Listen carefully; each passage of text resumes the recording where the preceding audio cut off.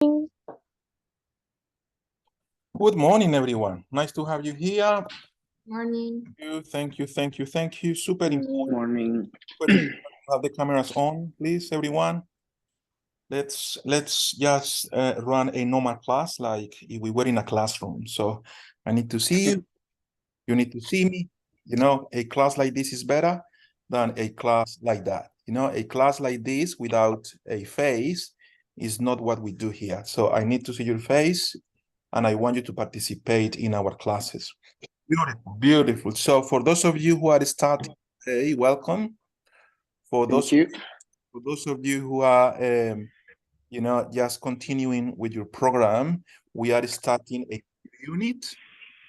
And yeah, this is it. We are a lot of students now. That's good because the more we are, the more we participate. And that's always good. So, my name is Santi Vela. If you want to know more about me, Google me or go to my website, which is www.santivela.com. All my information, you know, my training, career is that website. I'm going to share that website with you guys. Just give me 1 second to find the chat. All right, cool. I will not be asking you to introduce yourself, just because we will have plenty of opportunity for that. All right. And it's going to take a lot of the time that we have for our class. So in the chat, you will see my personal website, and that is what you can have as a reference. I invite everyone to connect with me on LinkedIn. If you have a LinkedIn account, which is what you should have, I invite you to connect with me because I do post regularly, and also you can use the LinkedIn message system to communicate with me. My email as well, my email is santi@santivela.com, just like my website, of course. And send any communication. If you need to tell me something, feel free as well. All right, cool, beautiful. So this is the certificate 4 in marketing and communications. The certificate 4 in marketing and communications is a really good certificate in Australia, because with this certificate, you can apply for professional in Australia. Everywhere, but in Australia, the certificate 4 is not the entry level, because the entry level is certificate 3, but the certificate 4 will really give you like the confidence. How important is that word? Confidence to apply for good marketing roles, or will give you confidence to start your new or a new business, whatever is the case. Cool. Now, as I told you, my name is Santi Vela, but if you want to know more about me, you need to go to Google, to YouTube.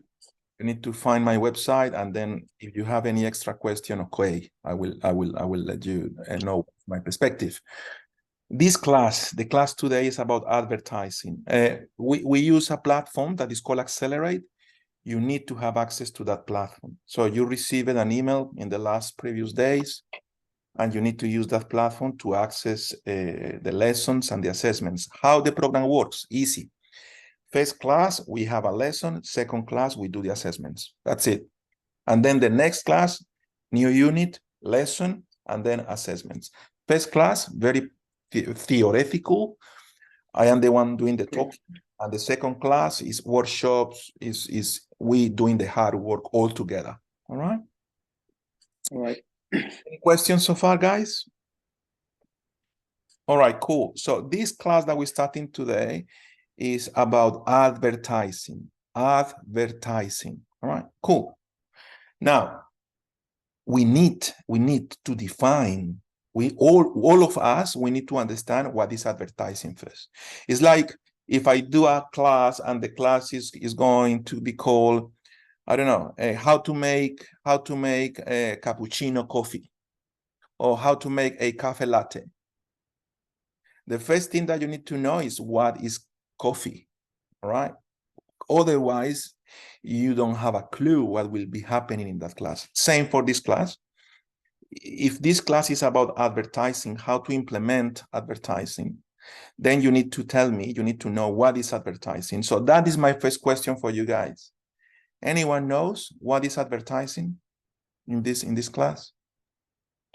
Well, I would say that advertising is like a technique to introduce an idea or maybe a business to the market. All right, so it is a technique. That's for true. That's for sure. It is a technique. There is a process behind it. That's why we need to learn it. So I like that. It's a technique. And what was the second part? Sorry, my friend. Oh yeah, it's a technique to introduce maybe a market, idea, object, whatever, to a market or to a person. It is a technique to introduce our product, our service to the market or to a person. That is a fantastic definition of promotion. All right. That is a fantastic definition of promotion, which is to introduce our products, our services, our experiences to people, to a market. That is promotion, promotional activities. Good. That's but it's not advertising though. Anyone? Because there is one particular word that you did not mention there that we need to use for that to be called advertising. Anyone else? What is advertising? I would say that it's activity to share our product. Like we try to increase our business and it's for that. I don't know. Yep, that is promotion again.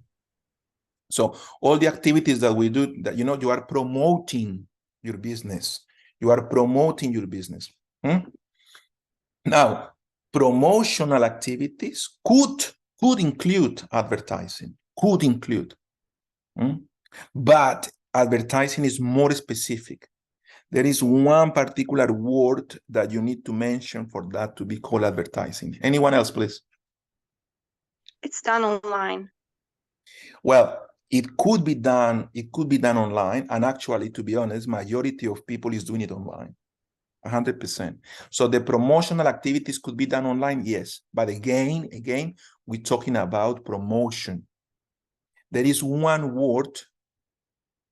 I'm going to tell you something, all right? Maybe communicate instead of promote. No. I'm going to give you a silly example, silly one, but imagine that, all right, I am in a nightclub, I am in a bar, and I want to dance with a girl in that bar, all right? This is silly, all right, but who cares, all right? So, if I am in that nightclub and I tell the bartender, oh, look, you may know that lady there. I want to dance with her. You may know her. Do you know her? And he or she, the bartender, yeah. I know Clara. I know her. She's a regular here. Oh, cool, man. I like her. Would you help me?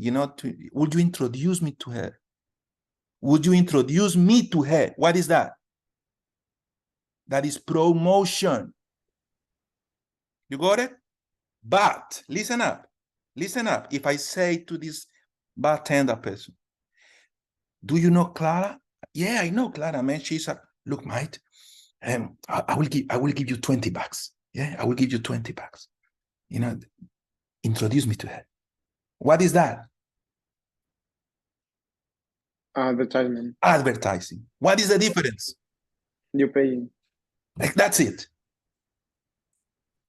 So when you do advertising, you need a budget. You need to have a budget that you will be using to advertise. Advertising is connected to a budget. Budget is money. You know what a budget is, yeah? A budget is a repository of money that should be dedicated, that should be used for a particular purpose, in this case, to promote the product. But as soon as you use the word budget, money, that is not free. That is advertising. When you do advertising, it's because you are paying someone else to do the promotion for you. For you.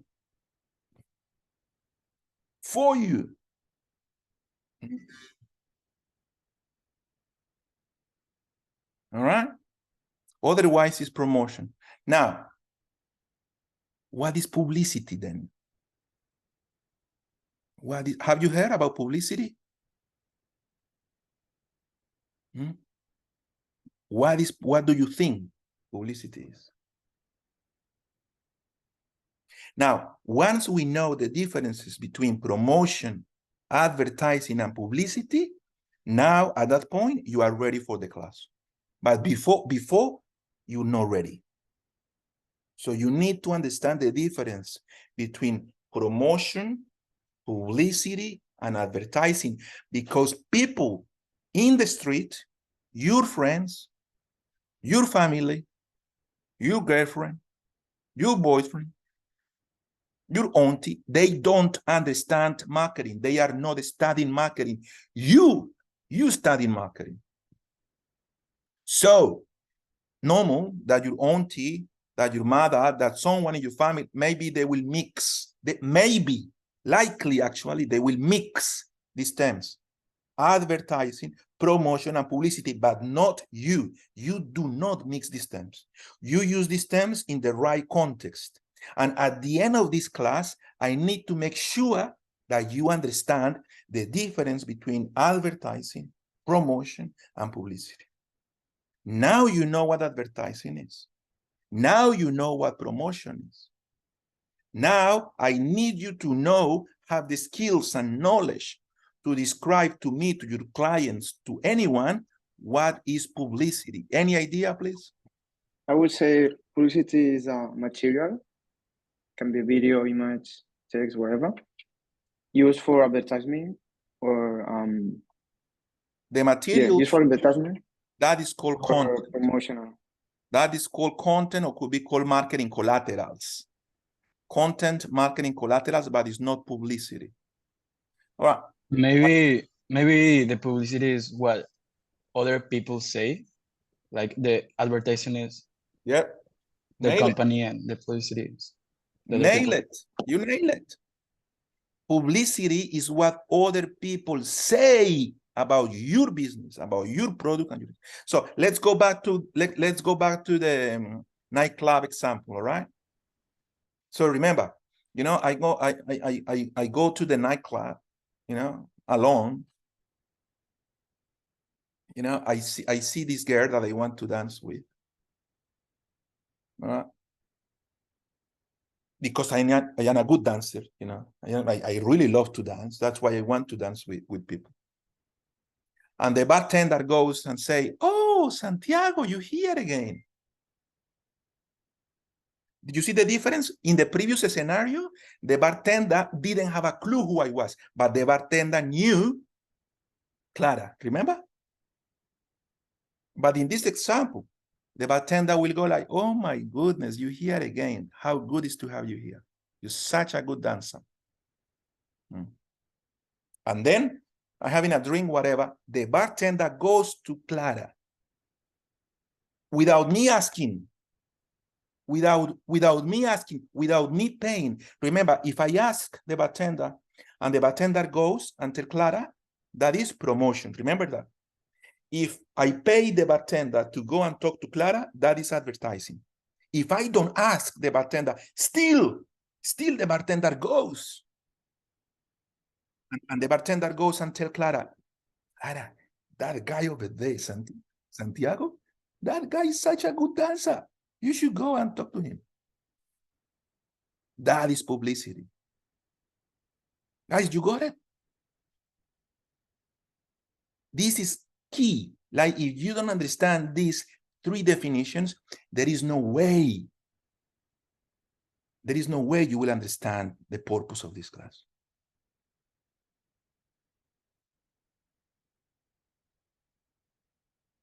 If you don't understand the difference between advertising, publicity, and promotion, there is nothing that we can do here. My question is, and I want you guys to be honest with me, is there anyone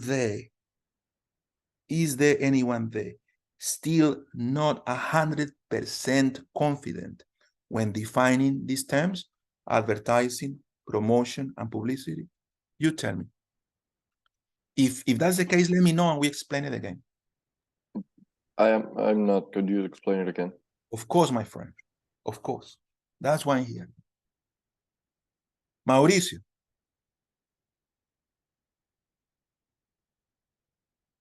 Let's say that I work in a company that sells motorbikes.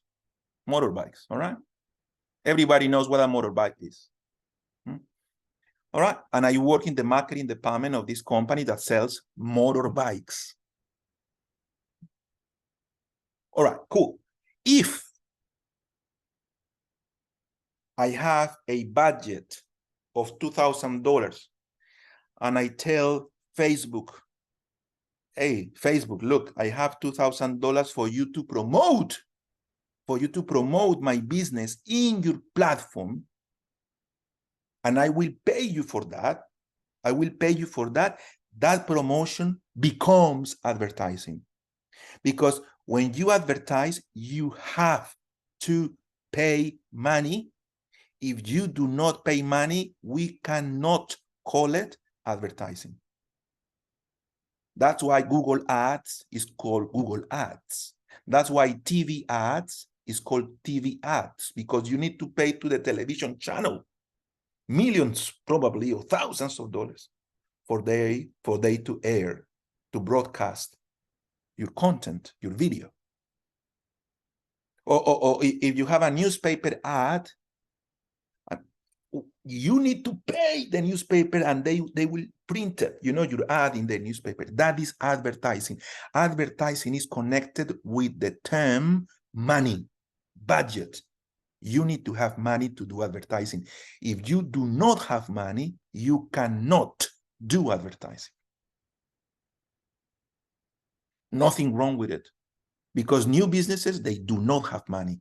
New entrepreneurs, they do not have money. They just need to understand, hey, look, I cannot do advertising. So for that sort of group of people, what we need to do is promotion or publicity. So imagine that. So, yeah. Could you tell me the spelling publicity? Yeah, I'm going to write it in the chat. All right, I'm going to write it. So we're talking about thank you. Advertising. We're talking about publicity, and we're talking about promotion in the chat. All right. People in the street, they will mix these terms. They will not understand the difference. Professional people that knows about marketing, they do not. They are very clear about each one of them. Advertising, you need to have a budget. You pay someone to talk about how good you are. You pay someone. So if I go to the nightclub and I give $20 to the bartender for the bartender to go and tell that lady in the corner that I want to meet her, that I want to dance with her, that is advertising, because I am paying $20 to the bartender for the bartender to use those $20, to keep those $20. And in retribution to those $20, the bartender will go and will tell beautiful things about myself to that person. That is advertising. But for us to do advertising, we need money.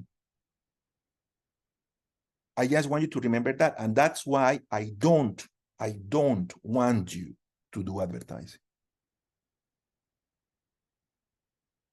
Because there is different ways for you to get your products and services and experiences across people's minds without expending money. What are the other two ways?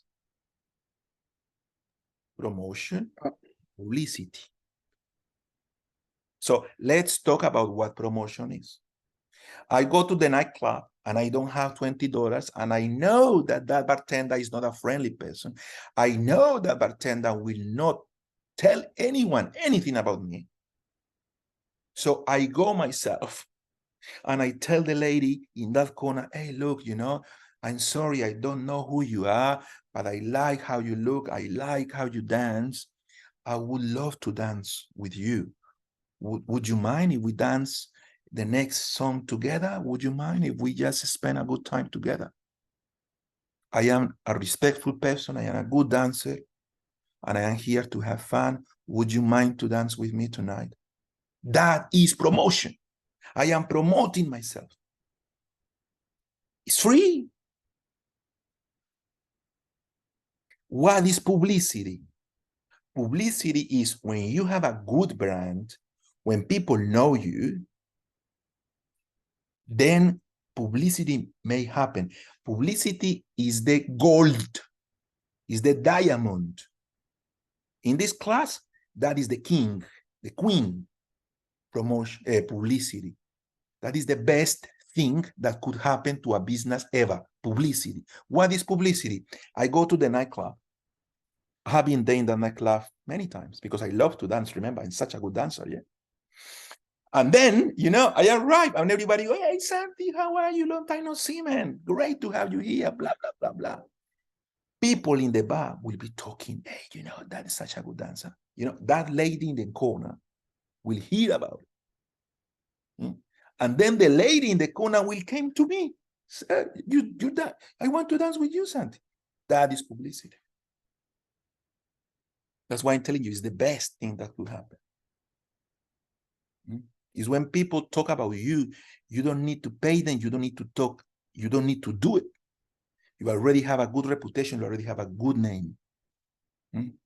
So, guys, anyone knows who is Elon Musk? The CEO of SpaceX and Tesla. Correct. Do you agree with me that he's very smart? Yeah, he's so smart.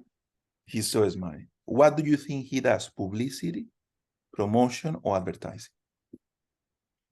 I think he does a bit of everything, but his strongest point is publicity. Yeah, okay, good. Good answer. Sorry about that. Good answer. All right, he does a little bit of everything, but his focus is publicity, of course. What he does, he launches a new product. What he does, he invites YouTubers, famous people, influencers to the launching of that product. Invites. People go to that launching, and what people do? They start recording the launching of that new Cybertruck. What people do with that video? They create content in their own YouTube channels. And that expands the brand, that expands the reach of the new product just being launched. People is talking about Tesla products. Tesla is not talking about their own products. You know, Steve Jobs. Anyone knows Steve Jobs? Yeah, the CEO of Apple. And the founder as well. Oh yeah, founder of Pixar. And Apple as well. And Pixar. He's dead. He passed away recently, well, a few years ago. One of the brightest minds that ever existed in this planet. He changed everybody's lives. When Apple started back in 1998. You know, 1998, 2000s, people, Macintosh, people start getting to understand what Apple was. He didn't do advertising. You know, you at that time, 1998, 2000s, you turn on the television. And when you turn on the television, because at that time, we didn't have internet like today and social media. You turn on the television and, you know, you will see, you know, advertisements of companies selling milk, advertisements of companies selling clothes, advertisements of companies selling cars. But you never saw an advertising from Apple, because Apple was like, no, we don't do advertising. We believe in publicity. So designers, they were buying those computers, you know, engineers, people that wanted to be different at that time. By the way, the slogan was think differently.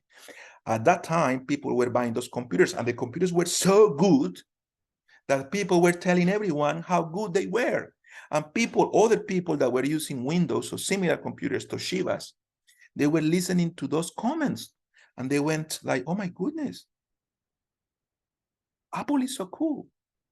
But it's not because they saw in the content in an ad. It's because they saw someone they know and trust talking about how good Apple was. That is publicity. All right? That's what we need to do. That is the ultimate goal of we marketers, to get people talking about us, because that creates trust. I'm going to tell you something.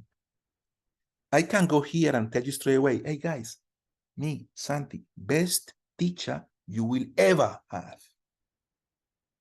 I mean, not cooking teacher, not dancing, marketing teacher. Santi, I'm telling you, I am the best. I am the best marketing teacher, man, you will ever have. What is that? Promotion, publicity, or advertising? Promotion. Promotion. Promotion. Good.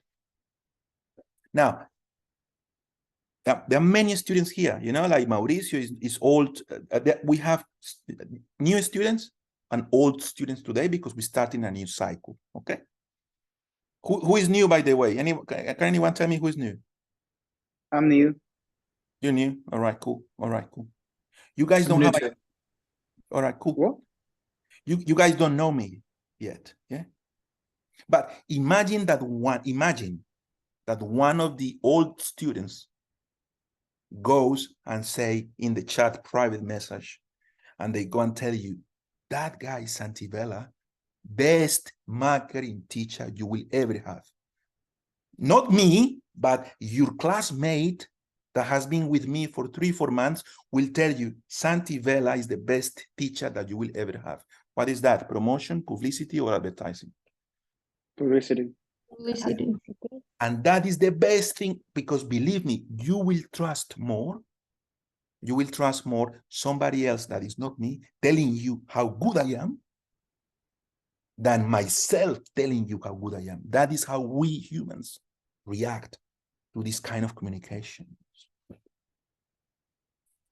So I want you to understand, because you will be working in marketing.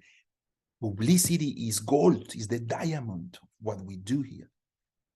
Getting people to talk about what you do. Wow. All right. Now, if I go to Google, if I go to Facebook, if I go to YouTube, if I go to Instagram, if I go to TikTok, and I pay money to TikTok, and I pay money to YouTube, and I pay money to Google, and I pay money to Instagram, Facebook, blah, blah, blah. So every time that you are looking for marketing classes, teachers, you know, boom, you find an advertising. I screwed up. You find a copy, you find a video that says Santi is the best teacher in Australia. That Santi is the best teacher that you will ever have. What is that? Advertising, publicity, or promotion? Advertising. Advertising. You got it, guys. That's it. Mauricio, you got it? By 100%, brother? Yeah, thank you very much, Santi. Good, good. All right, cool. Now, that is the first part of the class, understanding the differences between advertising, promotion, and publicity. Good. Second part of the class, why we need to know this. Why? Our classes, you will find out, start with the why, then the how, and finally the what. So why we need to know this. I'm going to tell you why you need to know about advertising, promotion, and publicity. Because when you work in marketing, you need to negotiate with advertising agencies.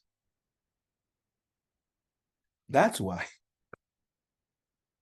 Remember that you don't do advertising yourself. Somebody else is doing it for you, right?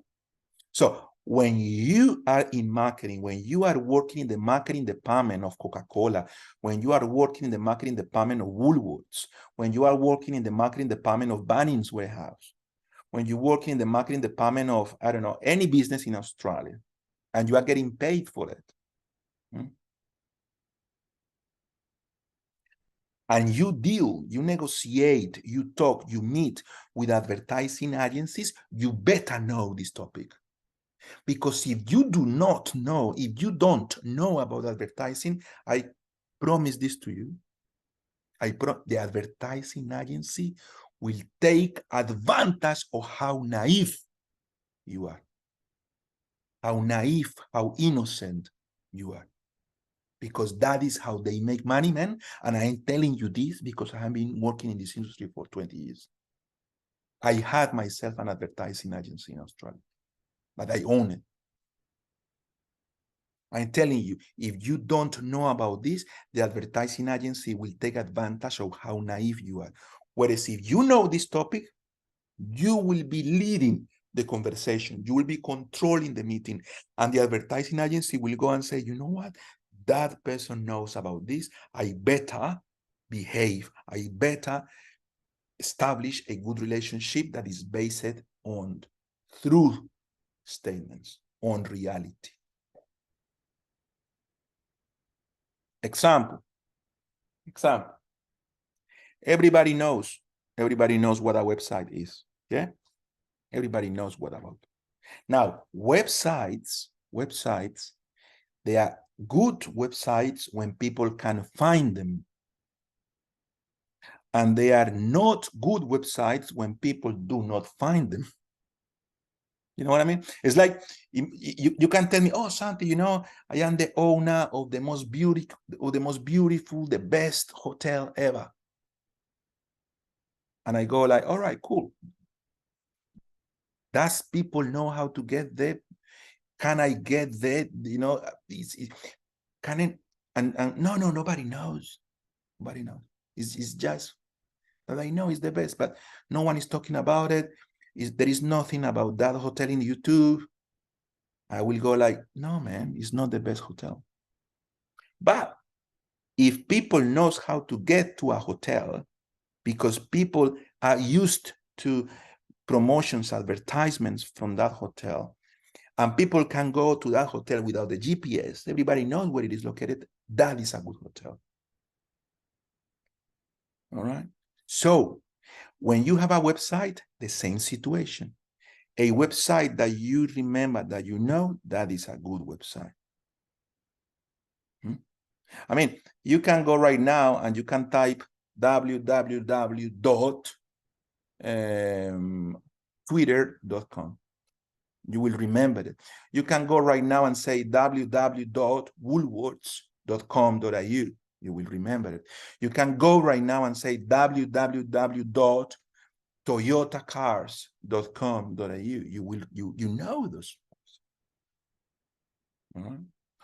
If you don't know them, you just write Toyota Cars in Google, and what Google will do? It will show you the Toyota website. So that's good as well. That is a good website. But if you search for Toyota Cars and no website shows, I mean, probably another brand, Nissan, but no use, that is not a good website. Now, for a good website to work, you need to connect keywords to a website. Keywords. If my company is Toyota Cars, what could be one good keyword? Tell me. A keyword is a word that represents that business. So if my business is Toyota Cars, what could be a good keyword? Tell me. Car. Cars. That's the best. That'll be the best one. Yeah. But imagine how expensive it will be, because each keyword, they have a value in Google, each one of them. So cars could be very, very expensive keyword. All right, but that's a good one. What could be another good keyword? Technology. Technology, of course. Technology, because cars are connected to technology. Technological advancements like hybrid engines and so on. So automotive technology or technology would be a really good keyword. Another one, please. Engines. Engines, 100%. Engines. Japan. What is that? Japan. Japan, of course, because Japan is connected to Toyota as a brand. Of course. Yeah. All right, cool. All of this. Now, what I can tell you is that for you to position a website in Google and in people's mind, you need to select maximum 5 keywords. What are the best 5 keywords that represent Toyota brand in Australia? And that is an exercise that we are not going to do here, but that is what really works. When you do this, the advertising agency will tell you otherwise. The advertising agency will tell you, for you to position that website, we need to charge you for the administration, for the management of 20 keywords. Of course, the advertising agency will tell you that because that's how they make money. And then you will say, because you have been in these classes and you know this, you will say, no. I will not pay you for 20 keywords. I will pay you for the administration and management of 5 keywords. I just need you to find the best 5 keywords. And those are the ones that when people write in Google those keywords, those are the ones I will pay for. It's called pay-per-click, advertising, search engine marketing. That is what I do, not 20, but 5. That advertising agency, you know what they will do? They will say, this guy knows. And that is why we need to know about advertising, because if we don't know about advertising, advertising agencies will take advantage of us. That's it. I'm going to repeat it. The why we need to know advertising. Because if we do not know advertising, the advertising agency that we hire will take advantage of you. That is very plain language. If I want to say it properly, academically, it may say like, you need to have skills and knowledge in advertising procedures and processes. So suppliers, partners like advertising agencies do not sell something that you don't need. That sounds beautiful, yeah, but it's that. No, plain language, if you don't know advertising, advertising agencies will take advantage of you. So that's the why. Is it clear? Now, how we do advertising? We do advertising by finding out first,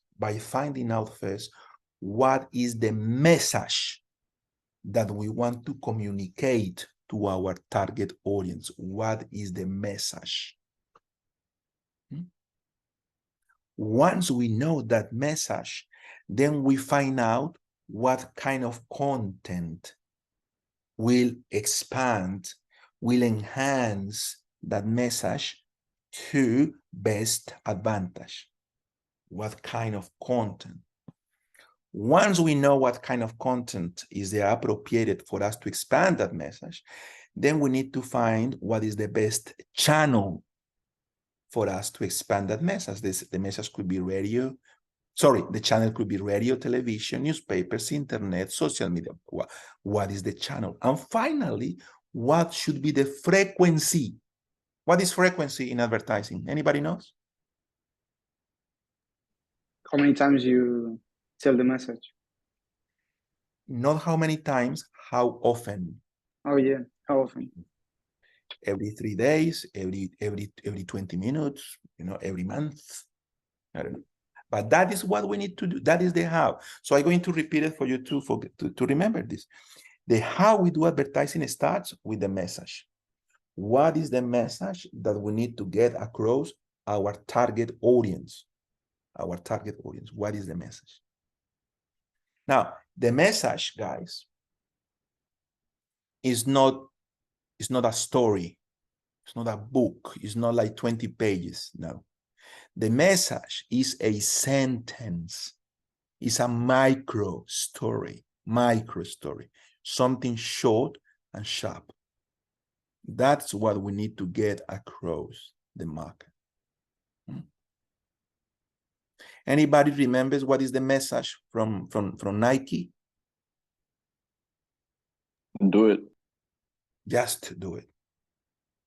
Just do it. So that is the message. Now, once we have that message, we need to define first what kind of content. Anybody can tell me what content is? Oh yeah, From Nike. material. What is that? You meant for Nike, for your example? No, not for the example, but generally speaking, if someone asks you in marketing, all right, hey, define content and give me few types of content. So what kind of material are you going to use? Yeah, but give me the example. Educational content, entertainment content. That's it. Well done, mate. So when it comes to content, we have two types of it. Educational content and entertaining content. Guys, you need to be taking notes, eh? Remember that this is the lecture. So there is a lot of information I'm giving you, a lot, but good information, right? But you need to take notes. The class is being recorded. Anyway, you want to watch it later, but you need to take notes because this is what will make you a good marketer, all right? So Mauricio, he knows about this, so let's take advantage of that as well. Content, we have educational content and we have entertaining content, and that is it. That is it. If one day you invent a new category, we write a book and we become millionaires, okay? Good. But so far, we have discovered that in marketing, we have two different types of content, educational and entertaining. Like when you go to, when you go to TikTok, I like TikTok. I think it's a fantastic platform and I use it. But I have I follow different people. Some people are just entertaining me. And I love it. I see someone with the guitar doing something beautiful, and I see someone doing a fantastic dance, or I see someone doing jumps in a mountain bike. And I love that, or I see a funny, a dog doing something silly, and that entertaining content is nice. I like it because sometimes we just want to kill time, guys, and that is good. There is nothing wrong with it. We're humans. We are not machines. We want to be entertained. We love to be entertained. But that is one kind of content. If you see someone dancing, if you see someone singing, if you see someone, demonstrating how amazing that jump in the mountain bike is, that is entertaining content. But this class that we are doing, even though I want to make it a little bit entertaining, that is not the purpose of it. You are not here, you are not in this class right now because you want to be entertained. No. You are in this class because you want to learn. So the content that we are doing now is educational content. Some people, they go to YouTube to consume educational content, how to cook a paella, how to fix a broken glass, how to paint an old house, how to decorate my garden in Halloween. You know what I mean?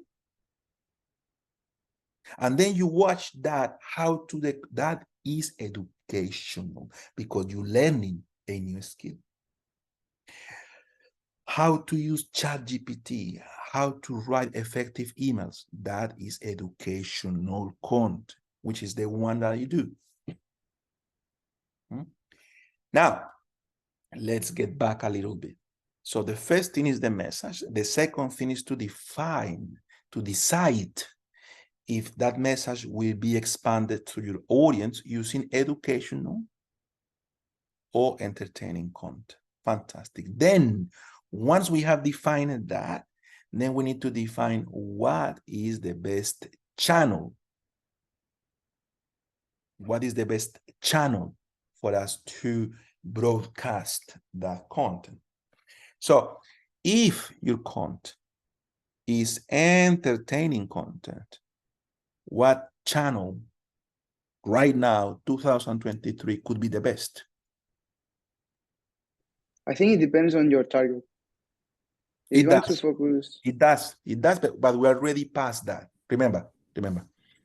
The first thing that we did was define the message. The second thing that we did was define what is the target market for that the target audience for that message.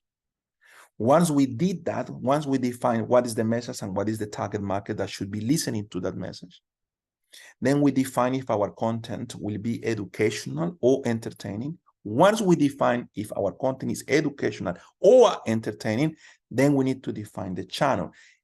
But this is not an absolute. I agree with you, Samuel. But just as a general approach to it, if your content is educational, what could be the best channel for you to broadcast educational content? Currently, YouTube is top. Is the top one for 100%. What else? What else? Maybe TikTok. TikTok. But TikTok as a social media channel still, but it's changing though. It's moving towards being more educational. More businesses are using TikTok than ever before. You know, TikTok started with people doing lip singing. You remember that? But now businesses are serious about it because it's fantastic. So it's changing. But the first impression is, all right, TikTok is more entertaining, but it's changing. Let's get back to the previous one. If it's educational, what other social media channel could be good? Instagram. Still, Instagram also has this tendency to be more entertaining than education. Let's continue.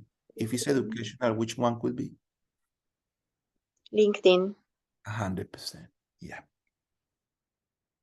Because people go to LinkedIn to learn, to establish connections and to learn. All right, good. So that's what I mean. That's what I mean.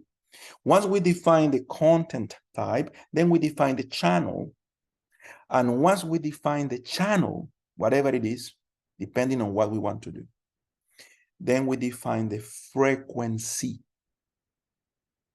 Now, be careful with the frequency. Because more frequency doesn't mean best. No. Quite the opposite sometimes. People sometimes get so attacked by constant messages from a business that people decide to turn off that business. To say, I am tired of this business. I don't want to listen to the ads. I don't want to receive the emails anymore. What they do, they unsubscribe. Have you noticed that when you receive a lot of communications from a business that you don't want to receive, that often what you do, you unsubscribe. So the balance has to be well positioned, it has to be well done. It may be that for the kind of business that you have, having a promotional activity, advertising or publicity every one day is super important. Or having an advertising, publicity, promotional activity every 6 months, every year is better. Example, imagine that your business is a business that is selling natural, no artificial, but natural Christmas trees. You know Christmas trees, yeah? You know the natural ones. The ones that you cut in a farm. And all right, cool. What should be the frequency? One per year. It's for the season. It's for the season. So 3 months, beginning in October. And you go full on, and you go full on until more or less the 20th of December, and that's it. And that group of advertisings and promotional activities and publicities, if you can get that, that will be done as in kind of a mass once a year. What is the point of advertising Christmas trees in May? Doesn't make, so that's what I mean. But if you're selling milk, if what you're selling is bread, if what you're selling is insurance, if what you're selling is haircuts, might be that kind of product or service demands a frequency that is much more higher than a business that is selling Christmas trees. Because those products are consumed on a daily basis. But if your business is selling, I don't know, like trips to the Bahamas, or a trip to, I don't know, Bali, what should be the frequency? As soon as you have a period of time in which people like to go to these kind of destinations, likely Easter break, likely mid-year, likely the end of the year. And that's when you increase your advertising activity. And that's when your budget is mostly used. All right? So let's just not forget about the how. Now, everybody remembers why we are learning this? Who can repeat that to the rest of the class? Why we learning this class? Why we doing this? The ultimate goal would be publicity. That's the ultimate goal, and that is for us to understand the concepts. Publicity is the gold, is the queen, is the king, is what we all want. If you are a politician, for example, you want people talking about you, you don't want to spend all the money that you have in TV ads, but you want people talking about you. 100%. Publicity is king. Now, that is for us to define the terms. When it comes to understanding why we need to know about advertising, this very class, what is the main reason? Anyone remembers? So that Go ahead, Jinjai. So the advertising agent will not take advantage of us. That's it. That's it. So the advertising agencies do not take advantage of us. That's it. I know it sounds like shit, Santi, but is that bad? Yes. Is that bad? You cannot rely on ethics. In marketing, in business, guys, I'm so sorry to tell you this. Because I would love to tell you, you know what? This industry is so good. Everybody is so honest. Everybody is so looking to help you. No, true. Is one of the hardest and cruel and cold industries in the planet, advertising. That's how it is. Or you think that fashion is so nice? It's not. It's not. Or you think that media or movies and is so nice and is always looking the best for you? No. No, that's the reality of life. And that's what we're doing. We are learning about businesses. Advertising agencies, they want to sell more. And businesses, they want to sell more as well, regardless if you like it or not. That's why they want. Do you need to do that? Not always. At least you need to be aware of when that is happening. When you go to the supermarket and you see a promotion of 2 units of 3 liters of Coca-Cola, so then you end with 6 liters, is that good marketing? It's not good marketing. You don't need 6 liters, but the company wants you to buy 6 liters, not 1. So they provoke your feelings for you to say, oh, that's so cheap because they are charging me only 4 liters. But you don't need 4. You know that? So you cannot trust this business. You need to be aware of what happens. So why we are learning this? To avoid someone to charge us money that we don't need to pay. Because they are good at that. All right, that's the why. Then the how. The how is the process, yeah? So what is the process of we doing advertising? The first one is defining the message. If you don't know the message, you cannot move forward. So what is the message? The message is a micro story. It's a sentence. And you need to find that micro story. Anybody remembers what is the micro story of Toyota? In Australia, at least, I don't know in other countries. It was something like, oh, what a feeling. And people jumping. Check it out. Everyone was jumping in the TV ads. Like at that moment when they say, oh, what a feeling, they were jumping. Anybody remembers what was the micro story of Mazda? Us? Zoom, zoom. No one remembers that? Yeah. Zoom, right. zoom. Right. That's what I mean. You need, and how you find those micro stories? By finding what are the values of your business. What is that resonates with your audience? What is that you want to communicate at that period of time? They change stories, all right? But they keep connected to those stories for a while. Each brand. Guys, we're talking a little bit about branding, yeah? I'm going to do a stop here to tell you something that you need to know. Branding is the highest asset a company has. The highest, the most expensive asset a company has, branding. And the second one is the business system. And when you have these two together, when you have a good business system and you have a good brand, you will become a millionaire if you are the owner of that business. Not the worker, all right? Not because the worker receives a salary, you know that. But when you define yourself as an entrepreneur and you develop a business and you have a very good business system and a very good branding, it is a matter of time for you to become millionaire. A matter of time. Why?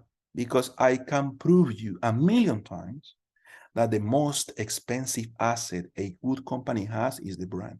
And the second one is the business system. So what is the first, what is the first asset? What is the branding asset of the company Coca-Cola? The brand name Coca-Cola. If they want to sell that brand name to you, how much you think that it would be? Anybody has an idea how much it could be to buy the Coca-Cola brand? Are we talking about trillions? Yeah. More than billions. 100%. We're talking about trillions, I'm pretty sure.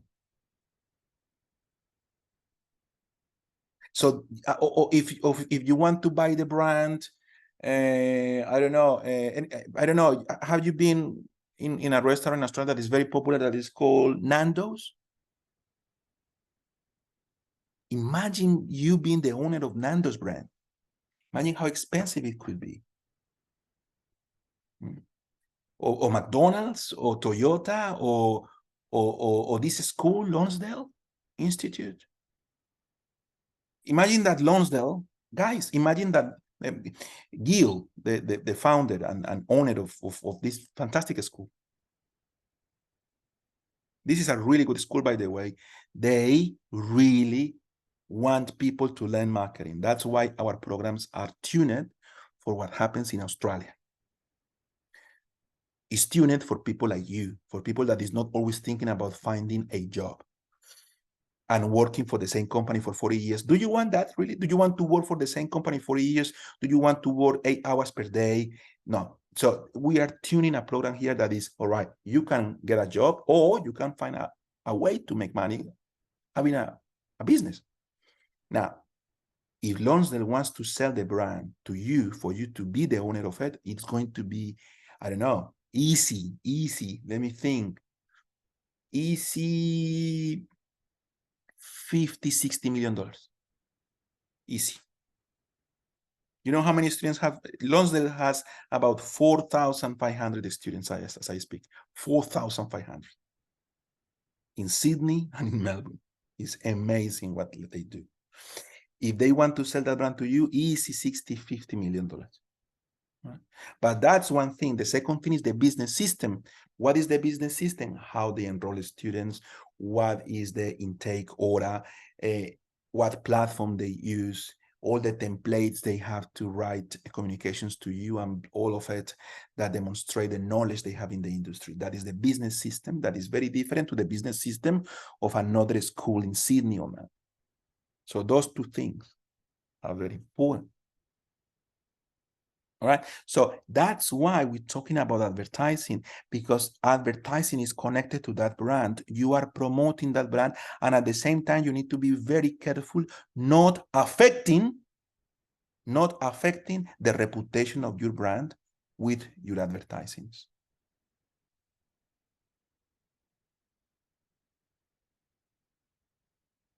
Anybody knows the case study of Bud Light, the beer in USA? Anybody knows what happened in USA with the beer Bud Light? Yes. Shit, man, they destroyed that brand. And the value of that brand went down by 35–40%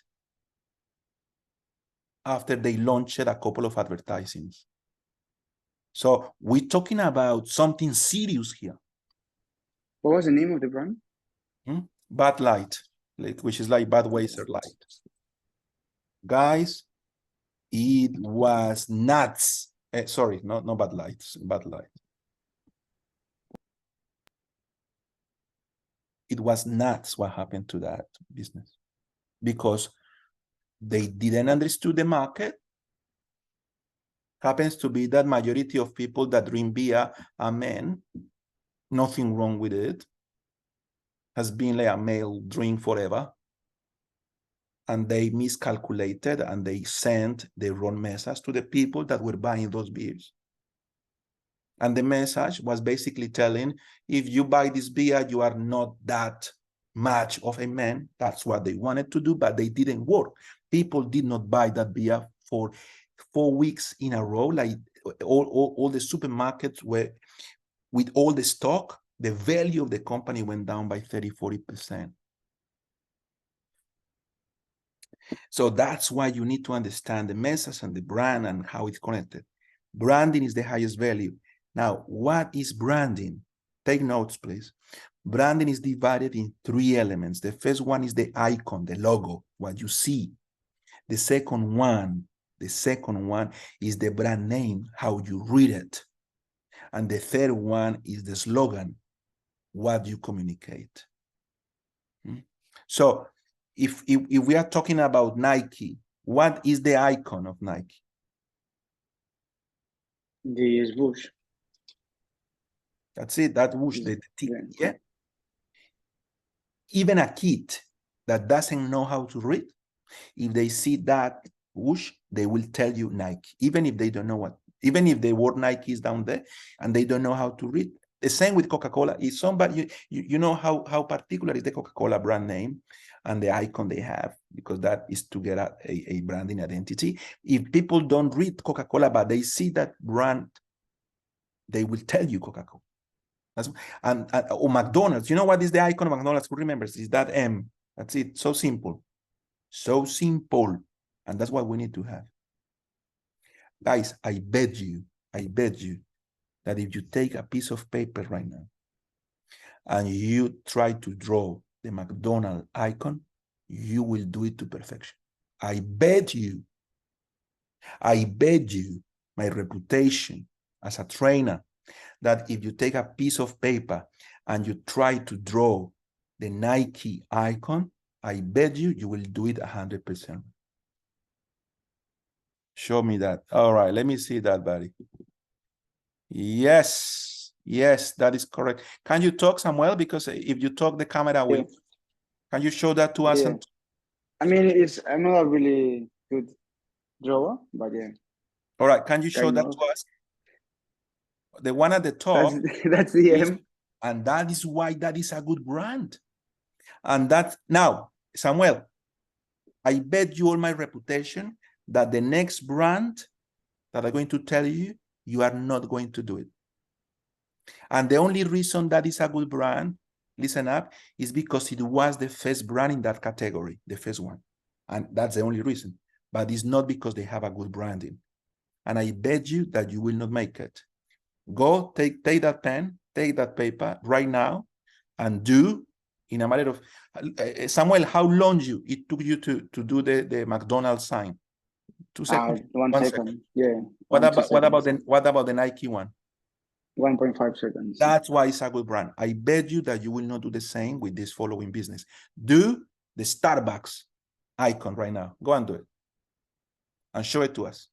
That's more complicated. I counting Because it 1, has so 2. many elements. That's why it's not good. 3, Yeah. 4. Show me. What do you have? 5. Nothing, because I don't remember the logo. I think it has a. Guys, I don't know no, what's the doesn't matter. name. Doesn't matter. That's what I want you to understand, everyone here. The only reason Starbucks is such a good business is because they were the first one developing the concept that is called the third space. I don't know if you know about that concept, the third space. Anybody knows that concept? The third space, they are not your house, but they are not also a restaurant or coffee shop that nobody gets familiar with. The third space is like that place that you go when you are not visiting an office space, commercial space, and not your house. That is what they develop. That's why they have coaches. That's why they have internet, because they want you to feel super comfortable.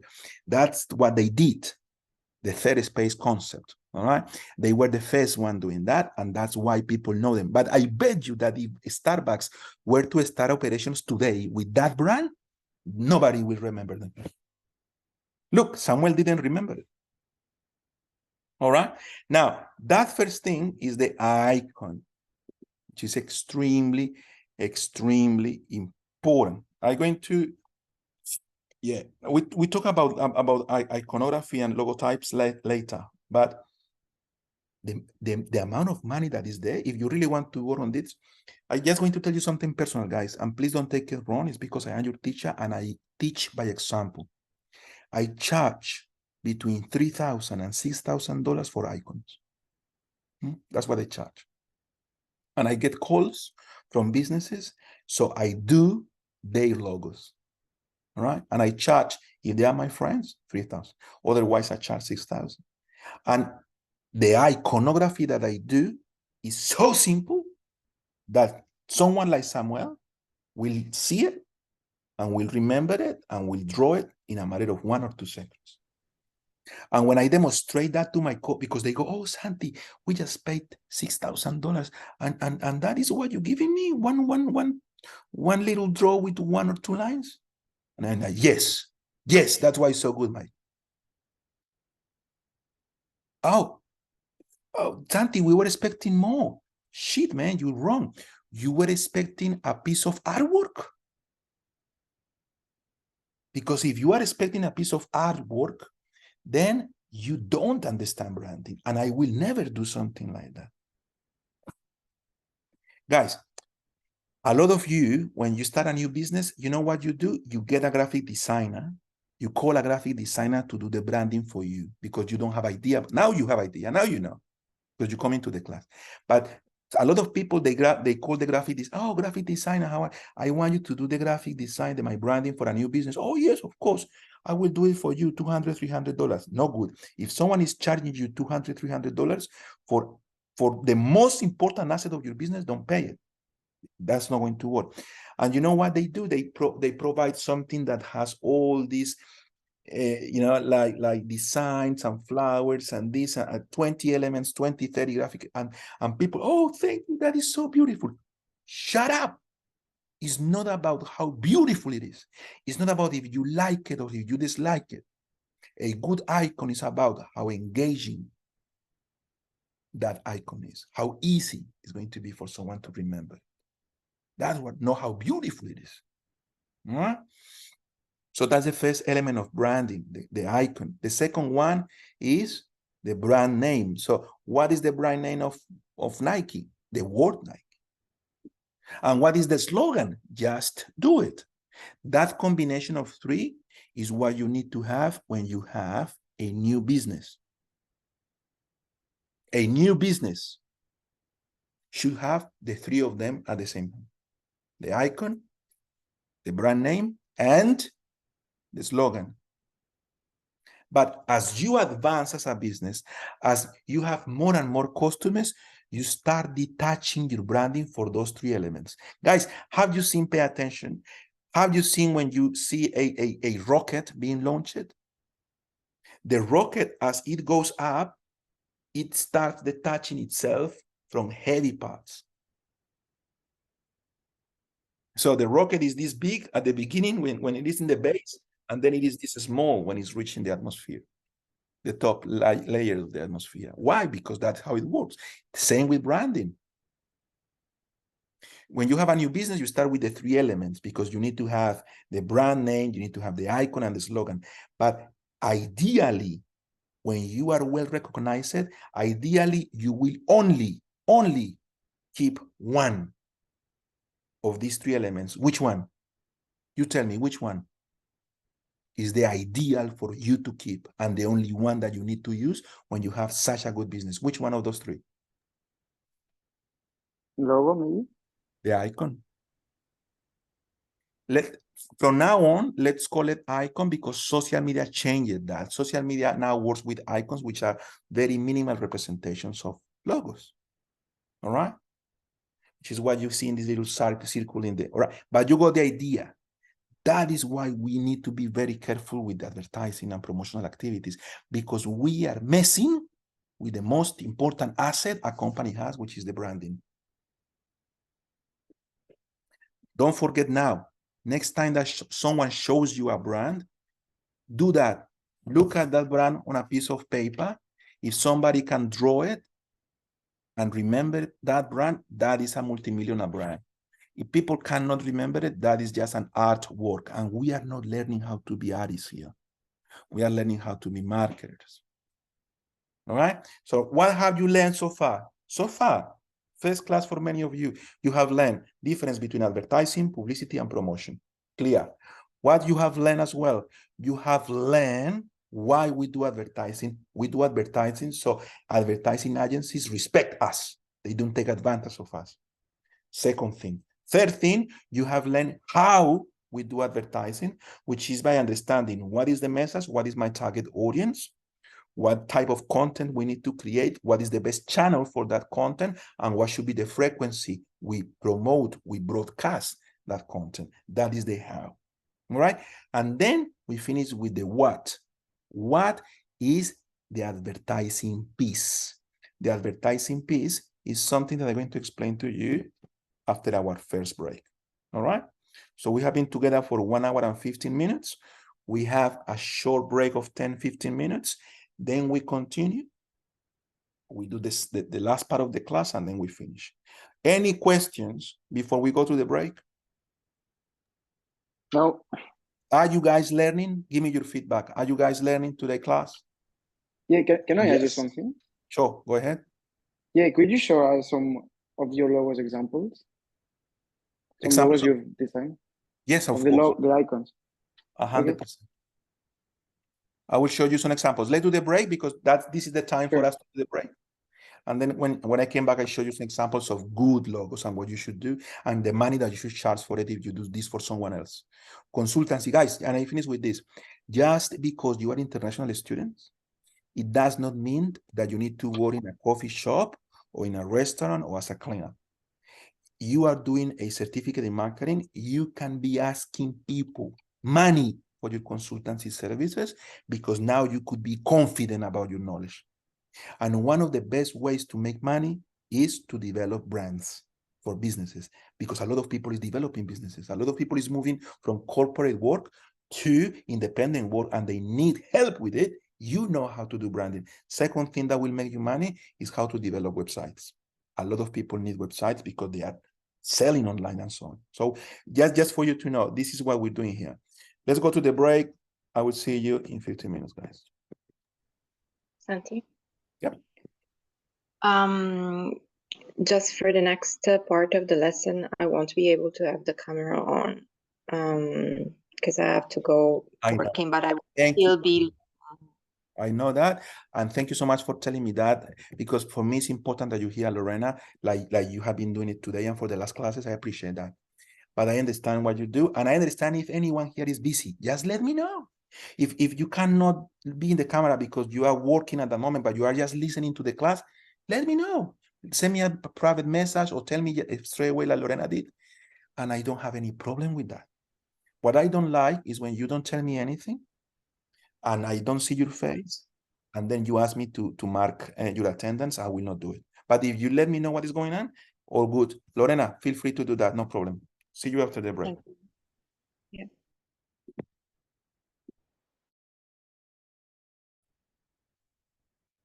All right, so let's continue, please.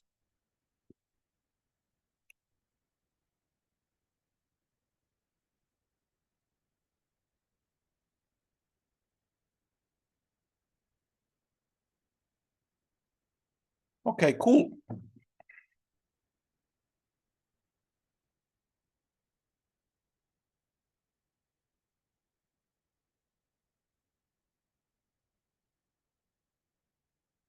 All right, so just to answer the question that you guys asked before the break, examples of good logotypes currently in the market, companies that are current in the market, what they do, why they are good logos. All right.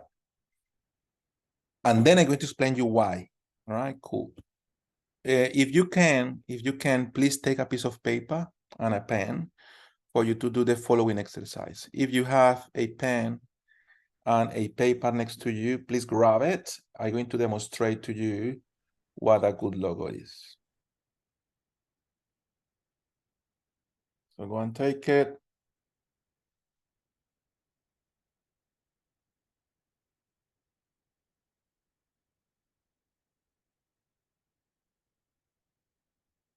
I will tell you the company.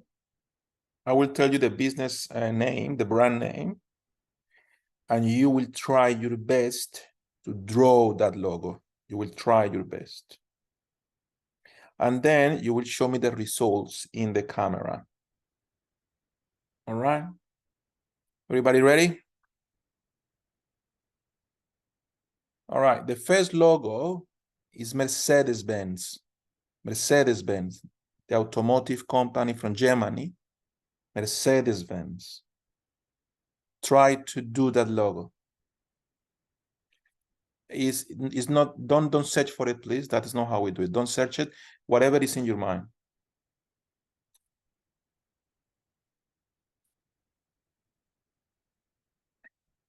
All right. Second logo, the Apple Computers logo. Try to do that one.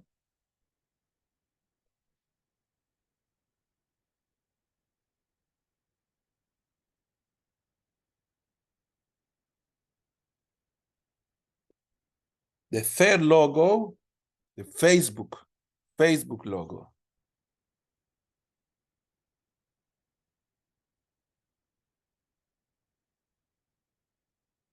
Remember, do not write words unless the logo is only represented by words. Otherwise, don't write the name of the brand.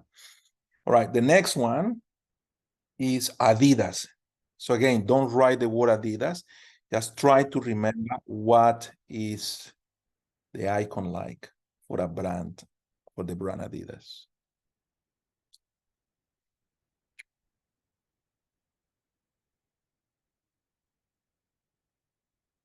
All right, the next logo is for the brand Target. Target. Try to draw the brand Target.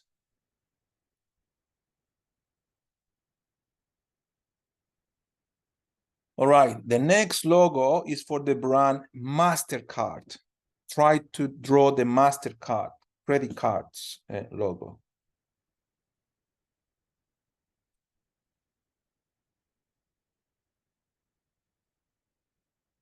The next logo is for the brand Hewlett-Packard. Hewlett-Packard computers, printers, calculators, Hewlett-Packard.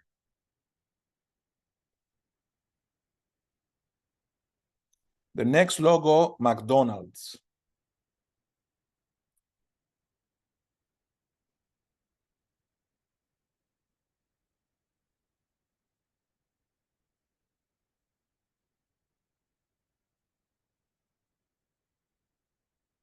The next logo, Microsoft or Windows.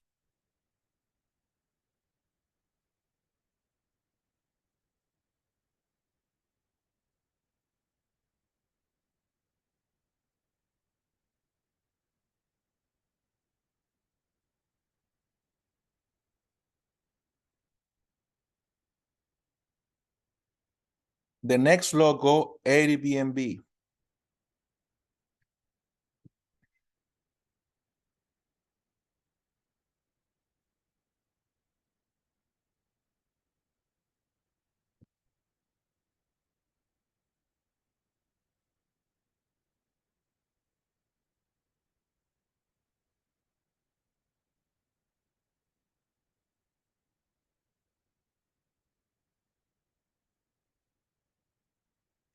All right. And with that, we finish the exercise. And please show me what you have. Valentina, show me what you have.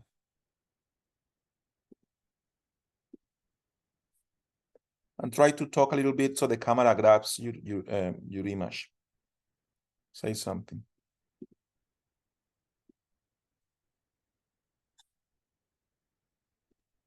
Hello, Santi. I don't have it all, No, but I try to do some of them. I think Mercedes is something similar to this. It's 100% like that. And that's why I gave that logo as the first one, because it's one of my favorite logos ever. And that's why Mercedes is so well known. You know, that is really important for them. All right, cool. Show me the next one. Sorry for the draws. No. I have this one for Apple. Perfect.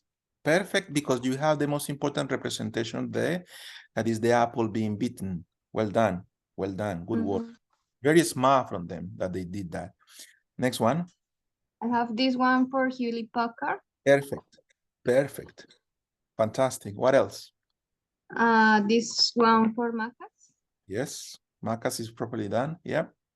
And this one for Facebook. Perfect. And sorry for that one. This is for Adidas. Adidas, yes. But everybody will get it. It's just three little lines though, but very good job. All right. Thank you so much. That was Good job, Valentina. Samuel, what do you have? Show us. I have some of the, I don't have all of them because I don't know some of them. That's good. So I have Mercedes on the top right, Apple. The left one is Adidas. Yeah. Down right, the MasterCard. But the colors are red and yellow. Yeah. Then the middle one is Windows, but the new logo, not the old one. Good. And the left one is Airbnb. Good. Good work. Good work. All right, guys. Anyone else, please? Anyone else? Who else did the exercise and wants to show it to the group? Me. Can you show us, please, the exercise? Thank you, Luis. It's Mercedes, Apple, HP, MasterCard, Adidas. Yeah, McDonald's. Macas and Windows. All right, beautiful, beautiful. Now, thank you for that.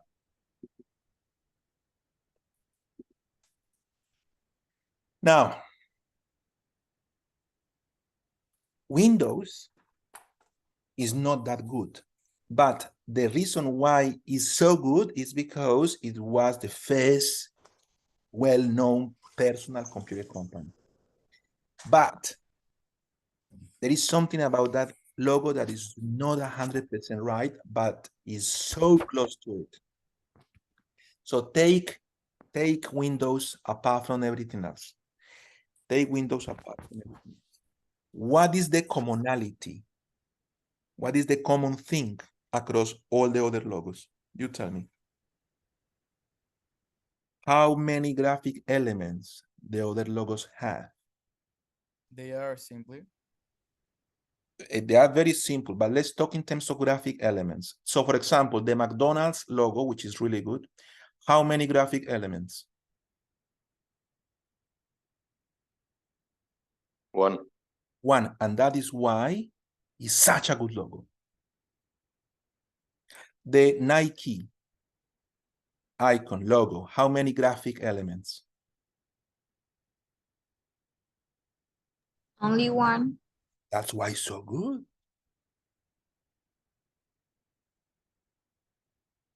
Hewlett-Packard, how many graphic elements? I think 2, because there are 2 letters there. That's why it's so good. Not as good as the McDonald's, though. Not as good as the Nike, though, but really, really powerful. What about the Apple computers? How many graphic elements?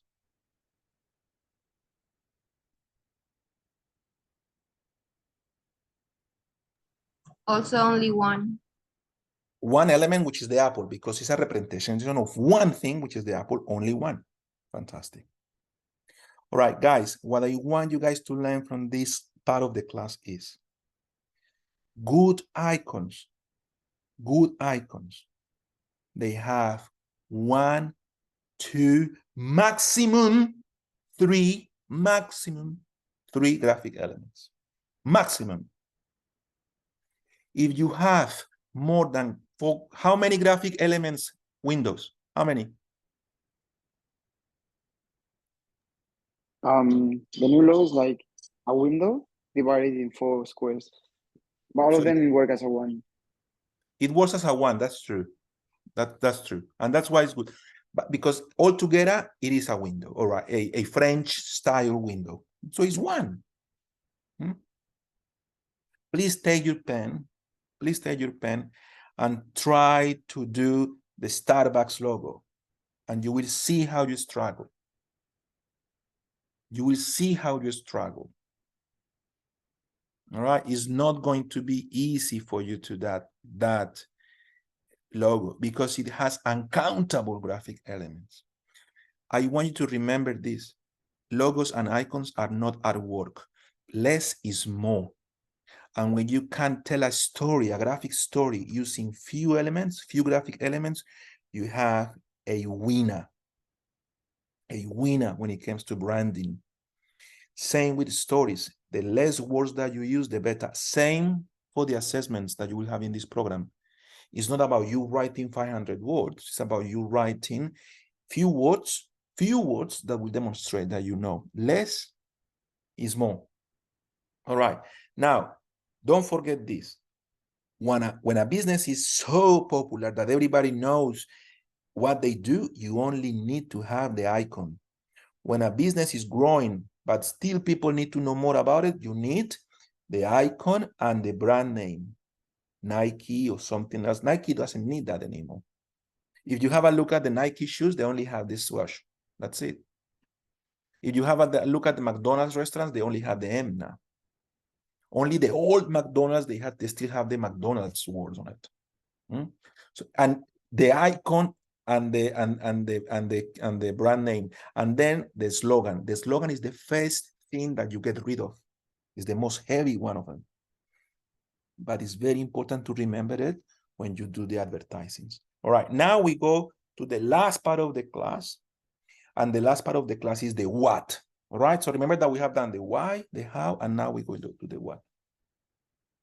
So the what is the tangible product that your advertising is giving you. And we call this the advertising piece. That's how it's called. The tangible component of what we are doing, what we're learning today is called the advertising piece. I'm going to write it in the chat.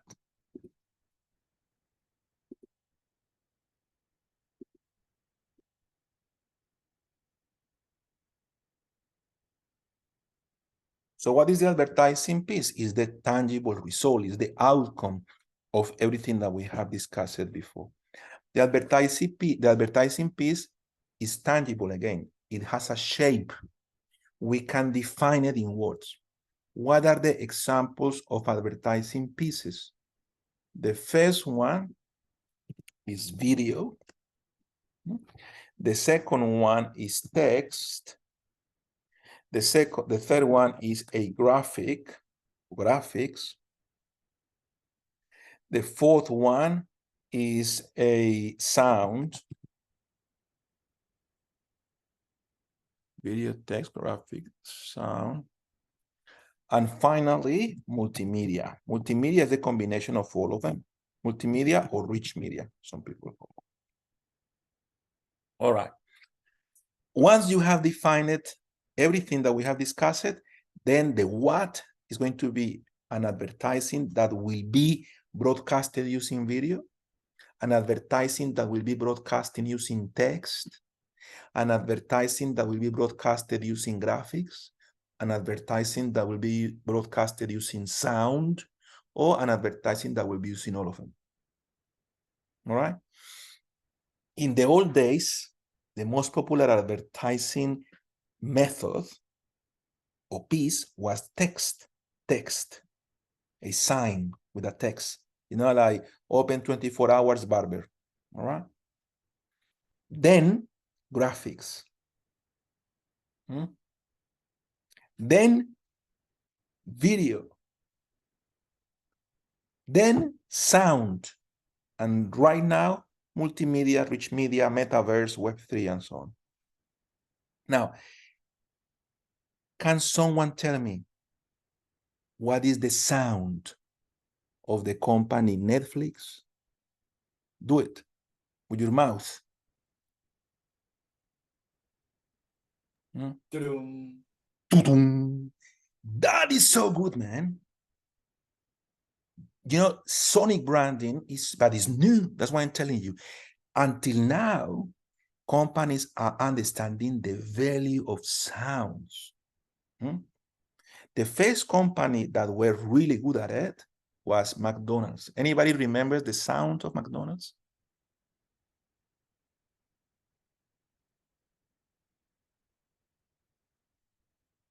Anyone remembers the sound of McDonald's? Ping, ping, ping, ping. That was it. That's it. We need to do more of this. Sounds. Sonic branding. If you really want to be good at this, start learning about sonic branding, especially if you are a musician, especially if you know a little bit about arts, because that's where the money is. All companies have graphic representation of their brands, icons, all of them. But only 2%, according to the latest report from Deloitte Digital, only 2% of companies have a sonic identity, which means that that's where the market is. All cars, they have speakers. All houses, they have Alexas, smart speakers, Siris. Businesses are not taking advantage of sonic branding. Multimedia, rich media, everybody's using it. So we see interactions, we see websites that are dynamic, we see advertisings that will change depending on what you select. No problem. Videos, of course, TV ads, they are always there. Text, that's so important because it's what people write in a short format, all right? The copy of the advertising piece.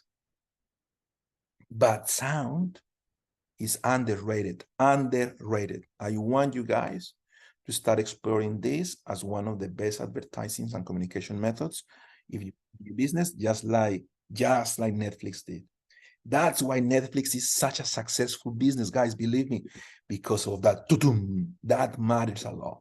When you turn on the Netflix platform, you are welcomed by that and that is something that people will remember, and that is something that adds millions, billions of value to that particular brand. I started a sonic branding business in Australia and I sold it. It was so good. It was so good that I sold it. So I just want you guys to understand the potential of that as well. That is it. That is it. You don't need to know more. Now, there is a little bit more of knowledge that will be dedicated, that will be demonstrated to you using the platform Accelerate, which is for us to understand what is the advertising brief. But in terms of the core of the program, in terms of this particular unit, done.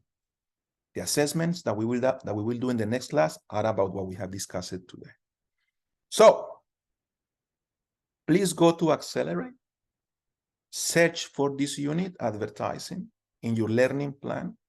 I will give you 5 minutes, especially because we have a lot of new students. Once we move towards the content in that lesson because we need to consume that content. The system will say, yes, you finalize this lesson. And after that, we call the attendance, and that means that we completed our class. So please take the next 5 minutes to log in into the platform to search for the unit that is implementing advertising. And then we start, and then search for the lesson, not the assessments, but the lesson. And then we start working on that. I will give you 5 minutes to do that, please.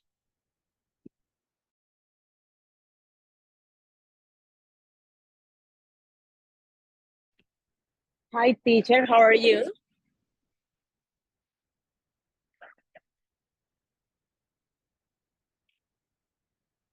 Sorry, teacher. Can you hear me?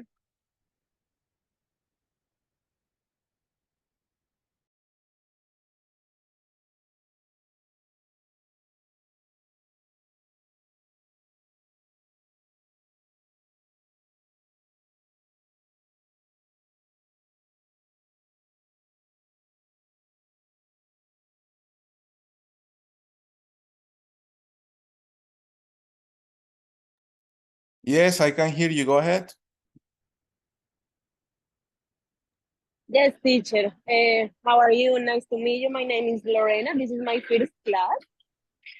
I just had a question because now Lorena, do you mind? Do you mind to to use your camera so I can really get to know you? give me a second. I show you. Sorry. Please. I am in the city now. Hi, teacher. How are you? Oh, that's good. That's good. How are you, Lorena? Nice to meet you. I am good, teacher. Nice to meet you just too. had a question because it's my first class. We have 2 attendants in the classroom, or just one when we had the class? The class is today. That is it. Yes, okay. Start 9 a.m., yes? 9 a.m. till 11:30, 12. You also can request one-to-one or like personal meetings with me. So if you need help with assessments, if you need help understanding topics, you just send me an email. I will send you a link for you to schedule a class that is just for you with me. Okay, that is okay. Just I need to change my email because my old email is full now, and I had a problem with the email. I want to ask if I need to send the email to the school for change for my new email. I can do that for you if you want to send me that email using the chat or later on. Do you have my email address as well? Yes, I received some email this week about the classroom, about your name and everything. And maybe if you want to send you in the chatting here, I can do it right now. Of course, do that. I will update your email. No problem at all. All right. Thank you so much for your help, teacher. Thank you so much. I really appreciate the class and I want to touch more in here in this course. Thank you, Lorena. I appreciate it. Thank you. See you soon. Okay, guys. So everyone in Accelerate? Yes. All right, cool. Let me just find the lesson.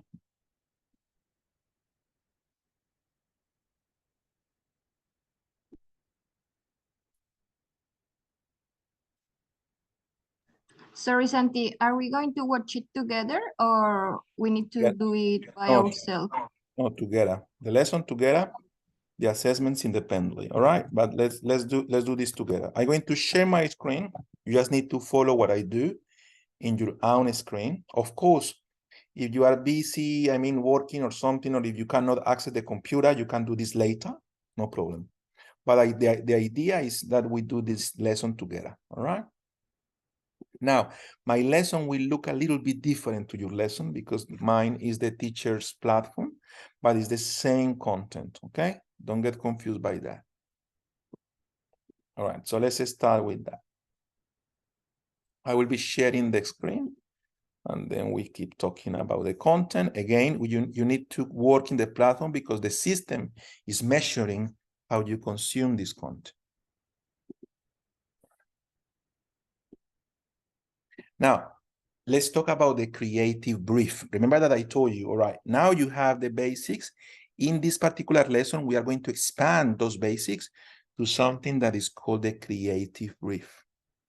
What is the creative brief? Let's discuss that after we watch this video. All right, so let's pay attention to this video and then we discuss it.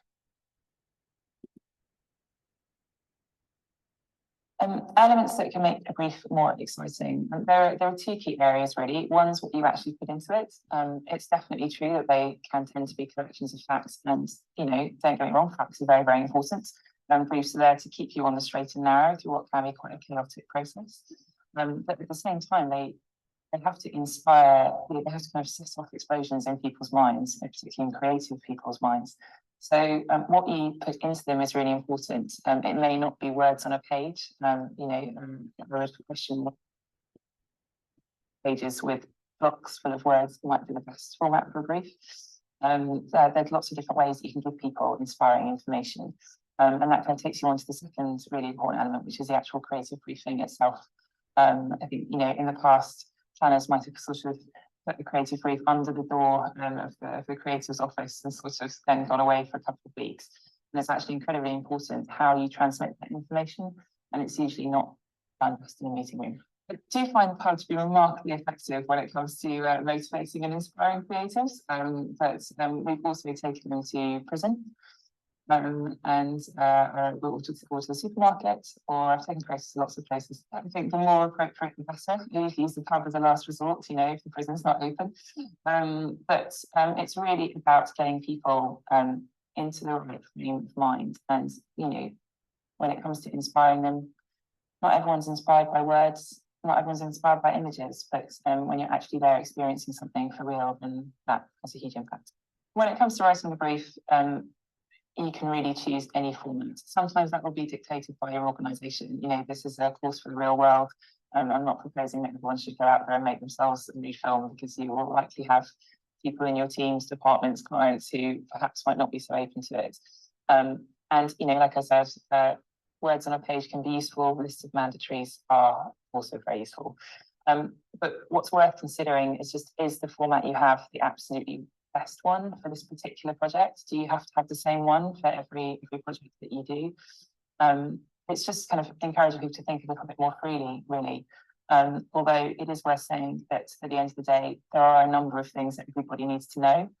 I think something that gets forgotten a lot of the time when it comes to creative briefing is almost, certainly if you're working in a large organisation, you might be briefing a different team each time. And they're people and they need to be inspired and managed in a different way. And that's before you even get onto the fact that it's a different project for a different sort of brand and blah, blah. So, how you might do a brief for Pantene might be very different to how you might do a brief for Innocent. And I think those things can kind of get forgotten in the pursuit of the brief format.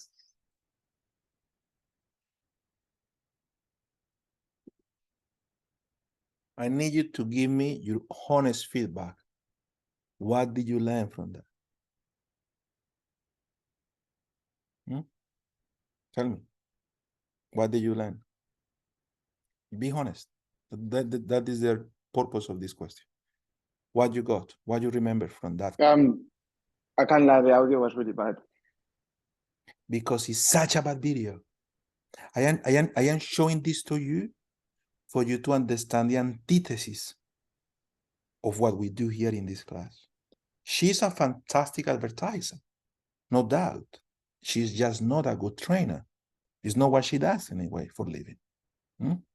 So content there, for me, is clear because that is my profession, but doesn't transpass to your own minds when it comes to marketing.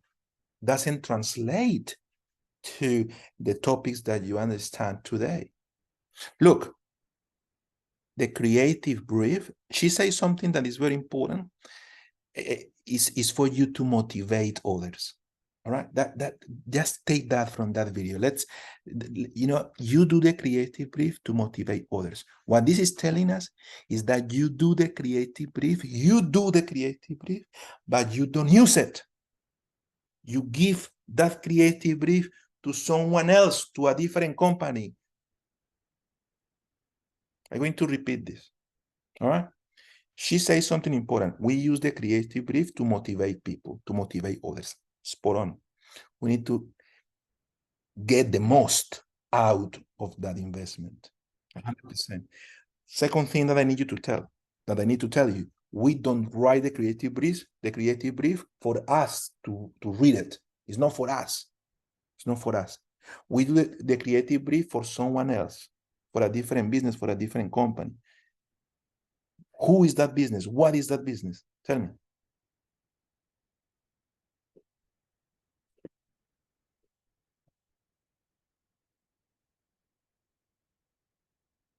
All right, I'm going to ask again, right? But you need to. Sorry, Santi, can you repeat the question again? Sorry. So the creative brief is used to motivate people. Is that clear? When I say we, I want you to think as you guys. I want you to think that you are a marketer, a marketing person already. Don't think about you as a student. If you think about you as a student, the class will not work. I need you to feel, to think, to talk, to walk as a marketer, as a professional marketer. So when I say we, I am talking about us marketers, all right? So we marketers, we develop, we create, we write the creative brief.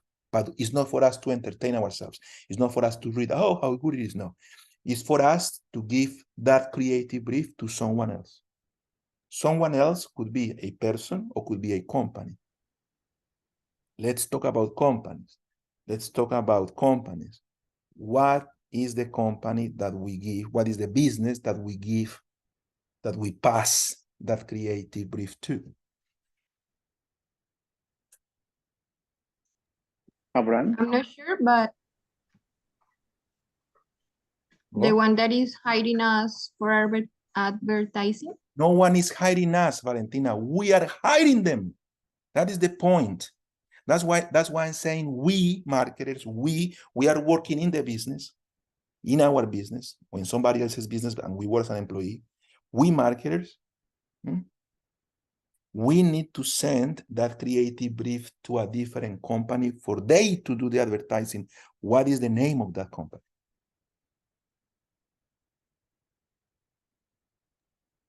Yes. Clients? No. We are the clients of that company. They are not our clients. That's why you see how important is, Valentina, that we talk about this. Because you need to understand what is your role. Remember, you are learning marketing. So you know how to deal with suppliers. You remember the why are we learning this? Go back to what we learned before. Why are we learning advertising? Why? So that to prevent from getting scammed by advertisement companies. All right, cool.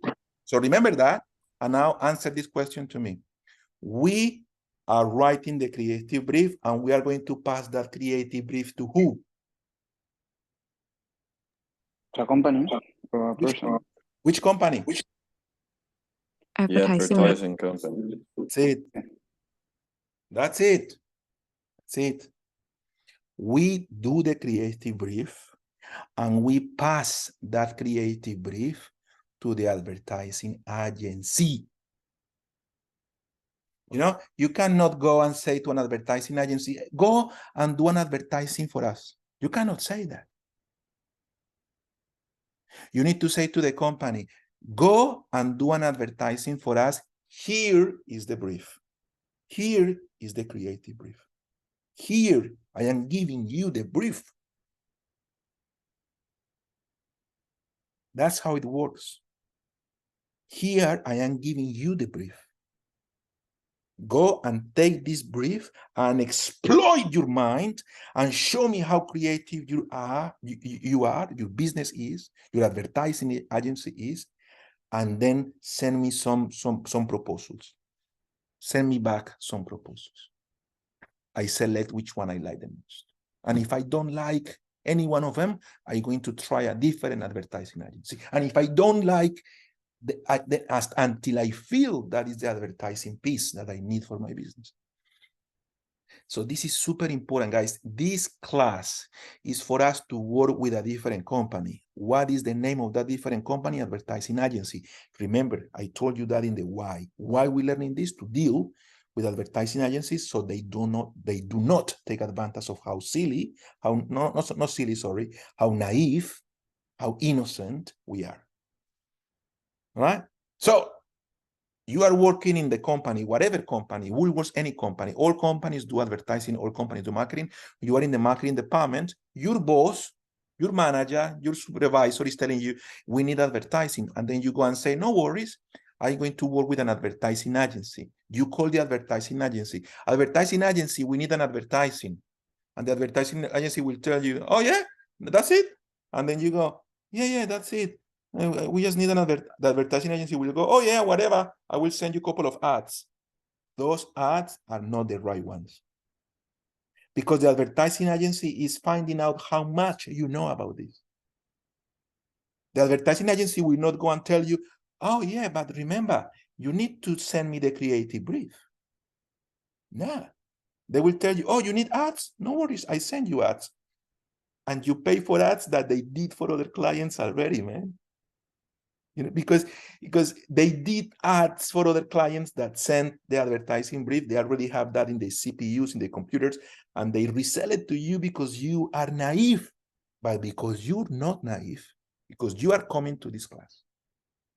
Next time that you need an advertising, you call the advertising agency and you say, we need advertising, okay? But here is the brief. Oh, thank you. Straight away, they know that you know. Straight away. Oh, thank you. Send me the brief to this email, blah, blah, blah, blah, advertisingcompany.com. All right. Boom. They receive the brief. When they read the brief, what you want them is to get super motivated. What you want them is to understand what is the message that you want to send. So they came back to you with a proposal. With a proposal. All right. Is that clear so far?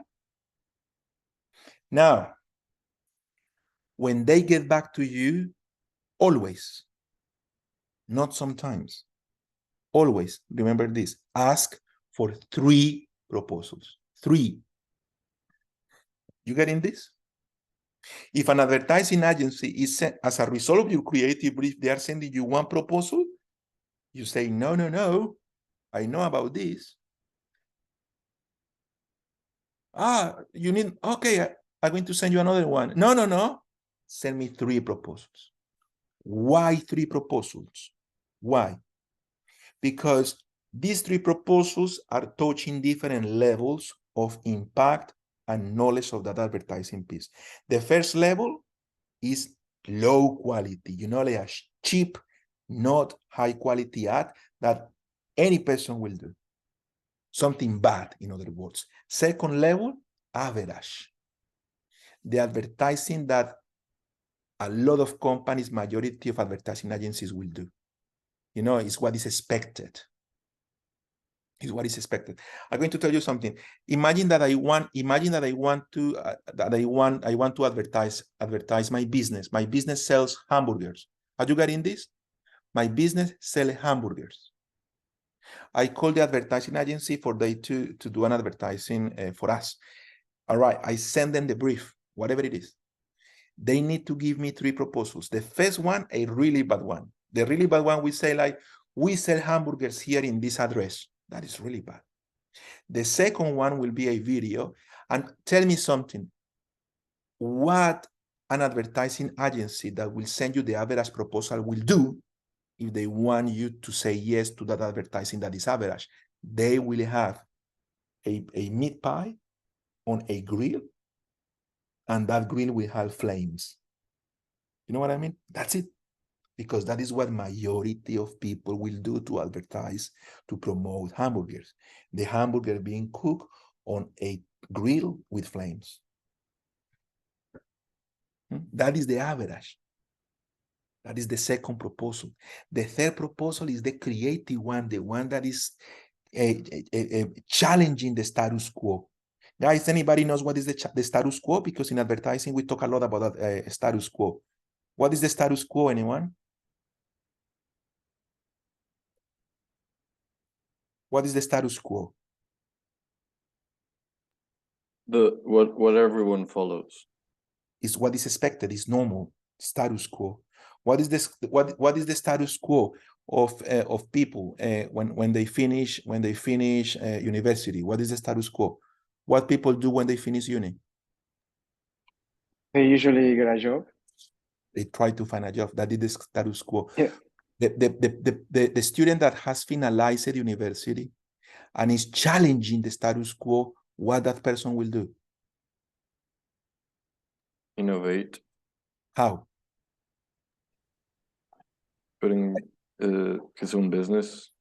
Exactly right. By having his or her own business, is challenging the status quo. All right. So that is the last level, the highest level, the one that is challenging the status quo.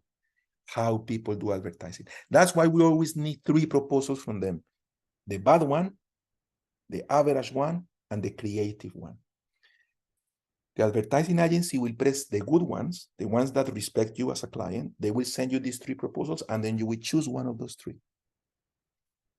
Usually, conservative businesses, they choose the average one, and creative, flat, risky businesses with young founders, they select the crazy one, the creative one. All right? All right, that's it. That's it. So let's get back. Let's get back, because with this we finish this particular part of the lesson. What is the creative brief? The creative brief is something that you write to the advertising agencies so they get motivated. And as a result of that brief, they will give you 3 proposals: level 0, 1, bad, average, and the creative one. Then you choose, and that is the one that will be approved by your manager, and that is the one that will be then published. And that is the end. That is the end. All right. Now, what goes in that creative brief? In that creative brief, you explain in detail what we discussed before. What is the message that you want to conceive? All right. What should be the type of content that they should be creating, entertaining or education? What is the channel that you as a business believe the advertising agency should use? You need to tell them this. All right. What is the frequency of that advertising that you believe they should execute when they do the Google Ads implementation? That's it. You need to tell them this. If you don't tell them this, then they are going to take advantage of you, or they are going to do something that is very low quality. All right? That's it. So remember that we talk about the how, the why, the how, and the what. All right? That's what you need to do there. You need to provide in that advertising creative brief, you need to provide instructions. Just remember that what instructions, they don't need to follow those instructions, but they will have a framework. They will have a baseline that will make them more efficient when they propose back to you. All right. So let's continue with the lesson here. All right. So in the platform, go next. And that's what we need to do. Right. So here we're talking about media scheduling. Media scheduling is how you distribute your media, your advertising, in terms of time, frequency, and resources. How often and what resources you will be using to do that. All right. Some scheduling, continuous strategy, you do that all the time because you sell milk, because you sell bread. Flighting strategies, you do emotional temper advertising. Pulsing a strategy, you read reports about how people is reacting. Have you noticed, for example, Google Trends? Anybody has explored Google Trends? So Google Trends is fantastic, guys. I invite you to explore Google Trends. You write a keyword, and Google Trends will tell you what is happening. You guys don't have idea about Google Trends? Anyone here? No. Let me show you that. You will love it. Because that is for us to do pulsing a strategy.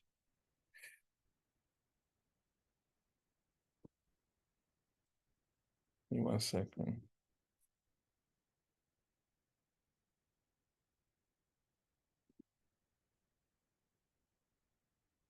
Give me 1 second. I'm loading the software, which is open to anyone, by the way.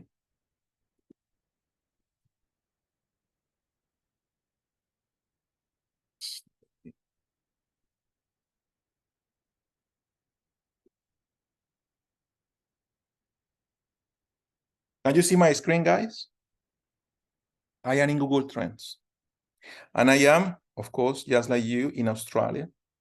Now, I'm going to write a keyword of something I am interested in, because my business works on that. That is part of what I do in my profession and in my business. And I'm going to see what is happening. But before I do it, you will tell me what you reckon is the trend. Is it going up in terms of interest, or it is going down in terms of interest? So I'm going to write it, ChatGPT. You tell me, what do you think? Up. Yeah? Up. Up. So Definitely. let's have a look. Up. Have a look. All right, so I have data from May. All right, that is not enough. We need more time for us to have an appreciation of this. So let's try to change this to the last 12 months. All right, let's see what happens. Look at that. You know, from nothing until last year, December, boom, boom, boom, boom, boom, boom, boom, up as crazy. That is in Australia, but I can change Australia. I can change Australia for worldwide, all over the world. More or less the same situation. I can change that to Bolivia. Let's see what happens in Bolivia. It's going up as well. All right. So this is a global trend. This is a global trend.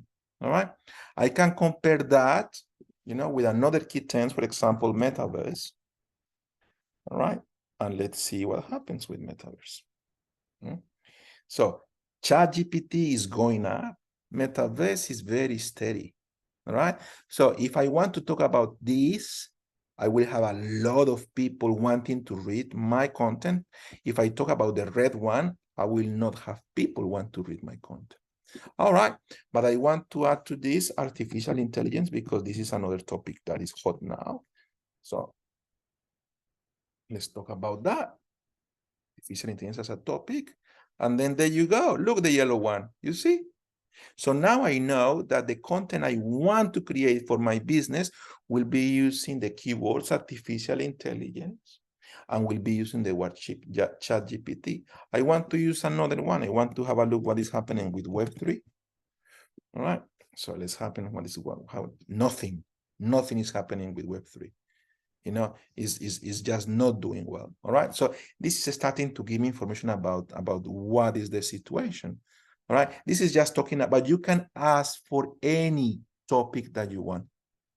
Any topic that you want. You can ask for food. You can ask for consumables. You can ask for authors, for people, for teams, anything that you may, you know, like for example, you know, I love football, and I strongly believe that the team Real Madrid is more popular right now. Let's see.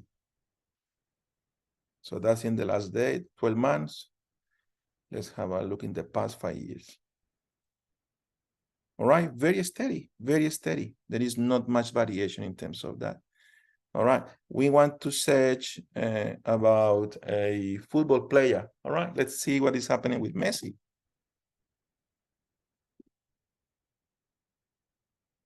All right, this was the highest point. All right, why this was the highest point in terms of people searching for Messi? Why? What happened there? I think the World Cup. That's it. So this helps us to understand information. That's why, guys, I'm telling you, Google Trends is such a powerful information source. All right. So that is the sort of things that we need to provide to the advertising agency, and knowledge. We have knowledge about the market. We want you guys to use this kind of information, and we want you guys to give us back some very creative ideas how we should communicate it. Right, cool. Let's get back to what we were.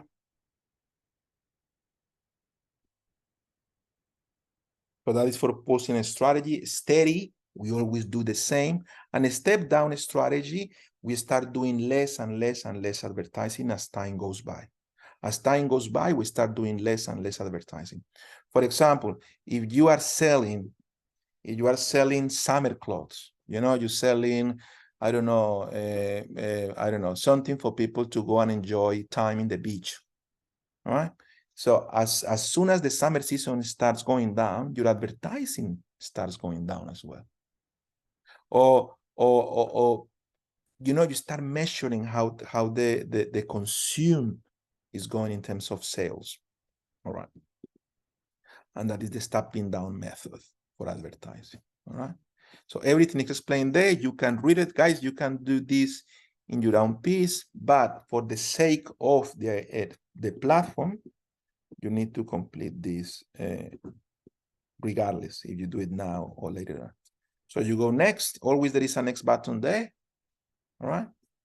And this video is all about advertising agencies. We already talked about it. I don't need to show it to you again, but it's a really good one about, you know, the topics that we discussed before. Now, this one is important too, because, and I told you this already, you need to seek approval from stakeholders. And why? Guys, what are stakeholders? Anybody can tell me what a stakeholder is? The people who invest money? No, those are shareholders. So shareholders, they invest money. They participate actively in a business by investing money. A shareholder, they have shares in our business because they invest money on them. That's not that's a shareholder. What is a stakeholder? Is anyone that has an interest in what we do. Is anyone that has an interest in what we do.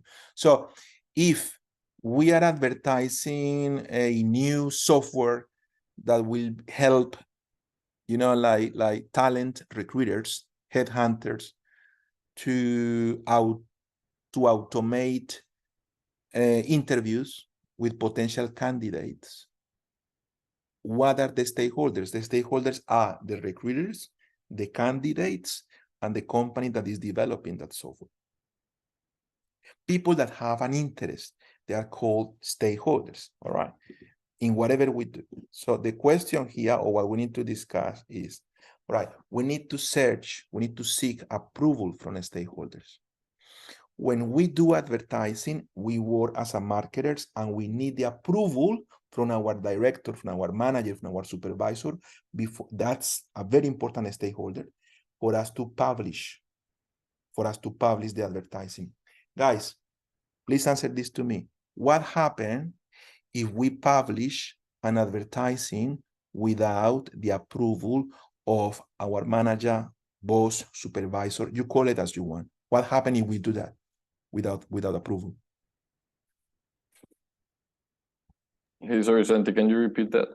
What will happen if you publish an advertising without having the approval of your boss, your manager, your director? Maybe the company will be in whatever risk, you publish, maybe. yeah.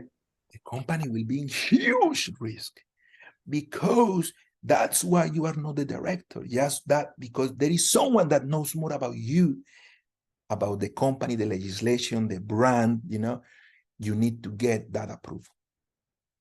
And the reason is that once it is published, customers and lawyers will take advantage of it. Example, in Australia, there is a legislation that is intended to protect customers that says if you go to a website and the price is $5, and then you go to the shop and the price is $7, they need to sell you that for $5 because it was published online that the price is $5. Woolworths, you know Woolworths, everybody knows Woolworths, yeah? If you go to the supermarket, Woolworths, and they say, if you buy one, you get two.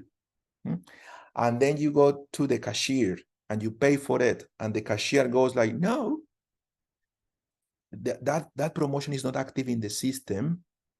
You need to pay for each item. You know what the cashier will tell you? No problem, you are right. If that is what you read in the shelf, We don't even charge you for it. You take both for free. I'm telling you, this is a policy of Woolworths. This is how important this is. You cannot publish anything without being 100% sure that is the right price, that is the right distributor, that is the right explanation of the features of the product, so on, so on, so on, so on. For you to minimize that risk, very well done, you need to have more minds, more brains involved in the decision-making process. You need to pass that advertising through managers and others, stakeholders, before it gets published. Because when it's published, it is too late. One is published it is. And people take screenshots. You know that everybody can take screenshots. In the old days, it was different.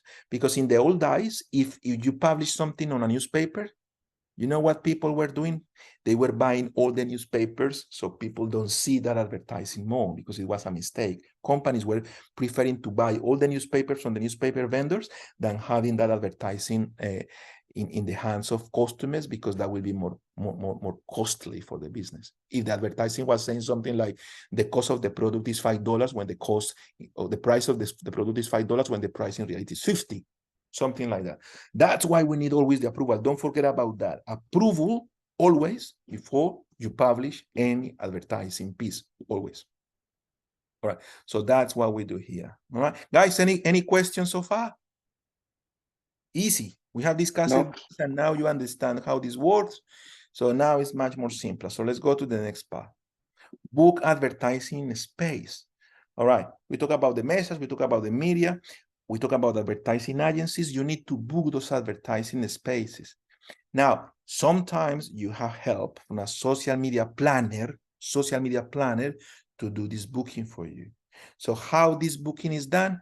This booking is done in a platform that is called AdWords. AdWords. Anybody has worked with AdWords? Or you know what is that? Guys, that is so fantastic. AdWords is a Google system that will allow you to program your advertisings in terms of time and locations.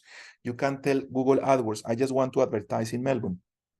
Or you can tell Google AdWords, I'm just going to advertise in Melbourne and Sydney, but not in Adelaide, that sort of things.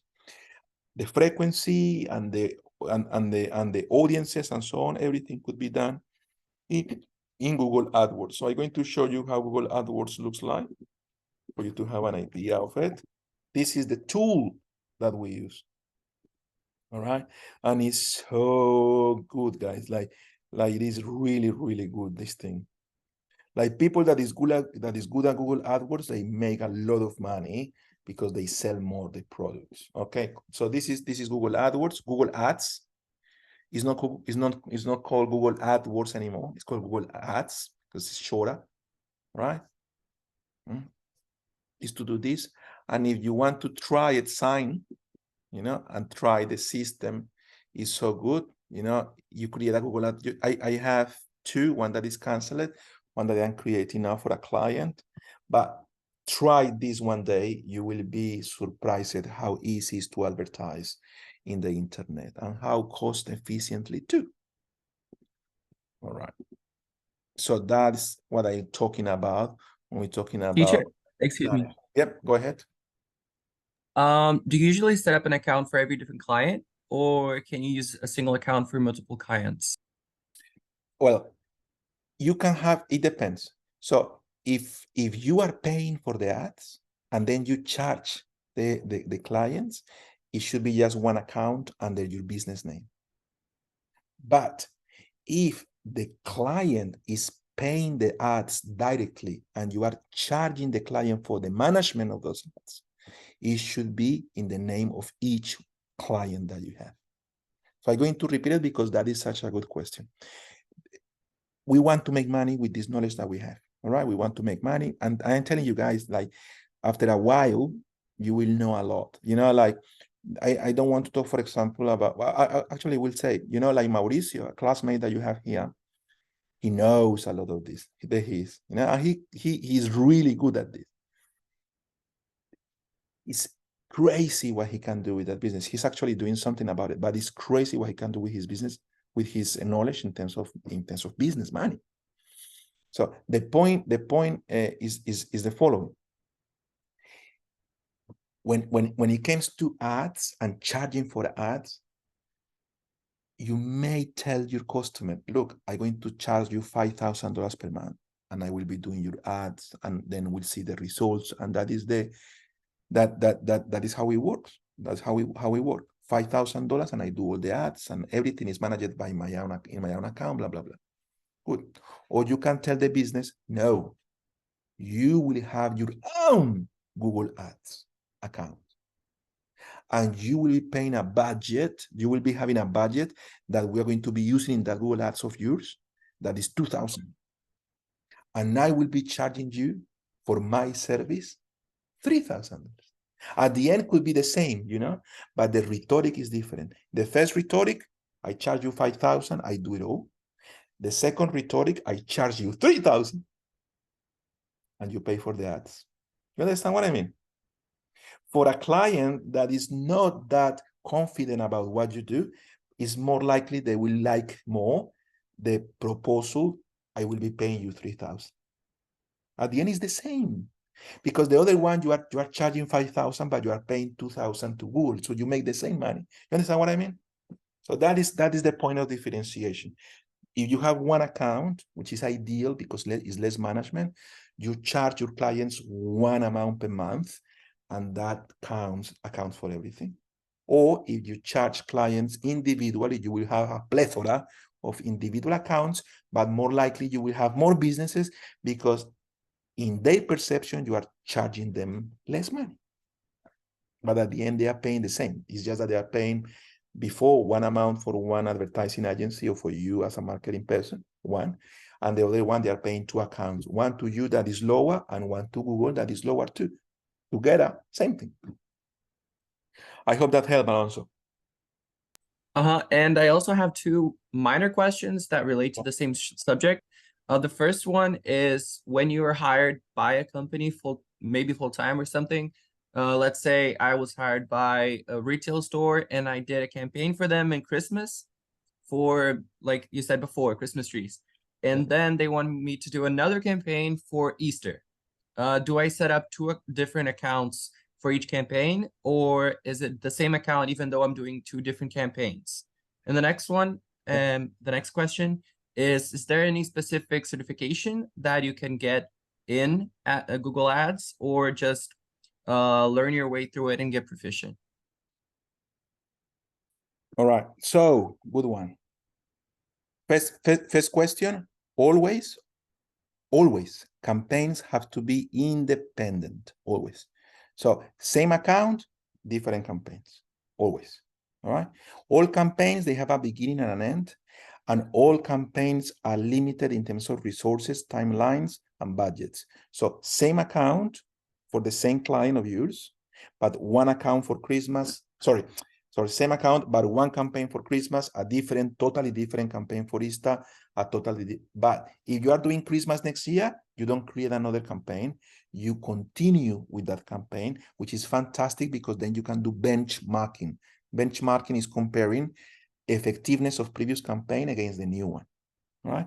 But if the topic, the category is different, Christmas, Easter, totally different, totally new campaign, same account. Right, hope that helps. How you learn this? There are three ways you can learn this from my perspective. One is going to Google and going to Google Ads and then just reading all the materials they have there when you subscribe is so self-explanatory. They are really good at explaining how it works. It's so easy. You don't need to do more than that, seriously. But some people don't like to do that because some people want to hear an opinion from someone else. So the other alternative is using a company that is called HubSpot. I don't know if you have heard about it. I'm going to write it in the chat. And it's so good, that company, because they sell something that is called CRM, HubSpot CRM. So they sell CRM. The company is called HubSpot. They are from Boston, in Massachusetts, in USA. I have worked with them. They have a case study of what I do. But because they want you to buy the main product that is called HubSpot CRM, which is fantastic. I really recommend it, seriously, because they want you to buy this product that is called HubSpot CRM. They give you as a hook, so you like them as a hook. They give you a plethora of knowledge using something that they have for free that is called HubSpot Academy. HubSpot Academy. So if you search for HubSpot Academy, you are going to find the Google AdWords. All right. And because you asked me, only because you asked me, I have a business in Australia that is called the School of Digital.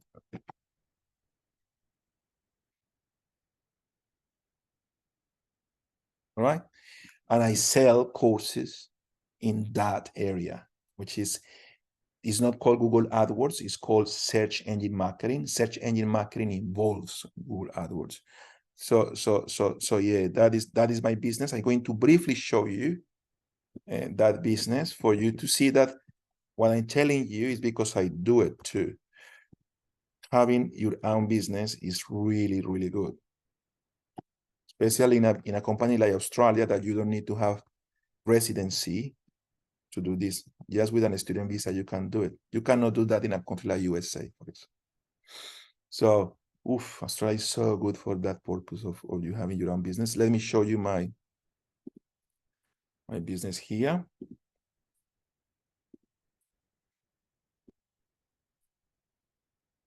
All right. Let me see. It's loading because obviously with the Zoom connected and everything else. Let me just close this one.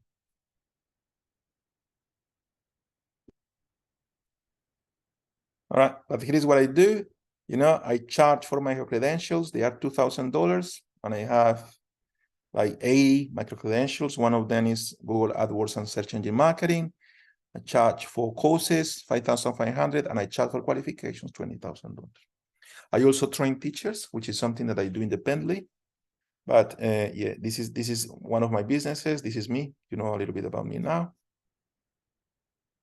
All right. So yeah, this is what we do. Obviously, if you explore the micro credentials, that's on-demand learning. I'm not selling anything though. Please, I'm just showing you what I do in terms of that question. So I sell short courses, and one of them is search engine marketing. That is for people to know how to use Google Ads. But I also have this one, that how to make your logo, you see, which is something that I explained to you just before, and is very popular. What is my most popular course? You will be surprised. Is this one, storytelling. This is my most popular course. But this is HubSpot, which is what I was telling you before. Really good one. There is a case study.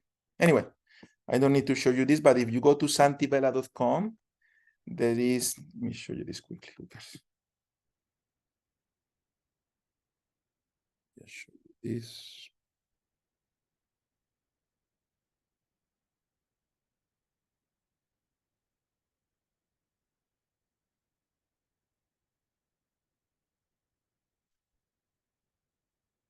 I need to have a look. Something is happening there. All right. I will have a look at that later. But yeah, those three ways to learn that. One is going directly to Google, fantastic. Second one, going to HubSpot Academy. Third one, buying a course from a vendor like my business. Doesn't need to be my vendor, but there are plenty of businesses that are selling courses in AdWords. All right. Alonso, that help? Cool. All right. So now let's continue with the lesson. We are not far from finishing. All right. So we talk a little bit about the scope of advertising, which is the how. We talk about the message. We talk about the advertisers. We talk about the advertising agencies. All right. We talk about the nature of advertising, why that is important. We talk that it has to be paid for that to be called advertising, blah, blah, blah, blah. That had been discussed.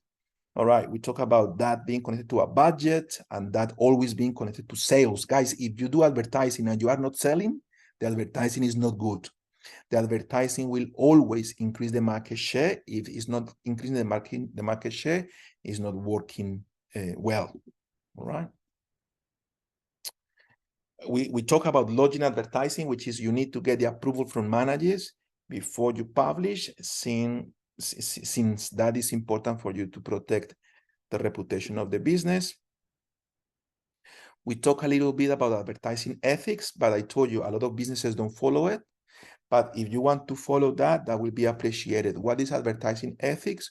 Don't sell people what they don't need. All right. Even though it's very hard for some businesses to commit to this, I really want you to think about it, especially because that creates sickness and that creates a lot of issues for companies. Like, don't sell more of what people don't need. That is just a maxima that I believe should be followed, but it's up to you. So think about health, like that's the thing with Coca-Cola, like a lot of businesses, if you have a look, a lot of businesses are not selling sugary drinks as they used to do. Now they are selling a little bit of it, overpriced, so people don't buy them, and they sell alternatives, like lemonades, which is great. Like I went to South America, Colombia a few months ago, and I noticed how restaurants are selling more natural lemonade with aguapanela, which is something that is done from the sugar cane, more and more and more and more and more. Businesses are developing, creating their own teas, chambuca and sambuca and similar drinks that are done internally, at their own premises. And people is buying those more than sugary drinks that are commercially available everywhere. That sort of thing. So principles of advertising should be always there.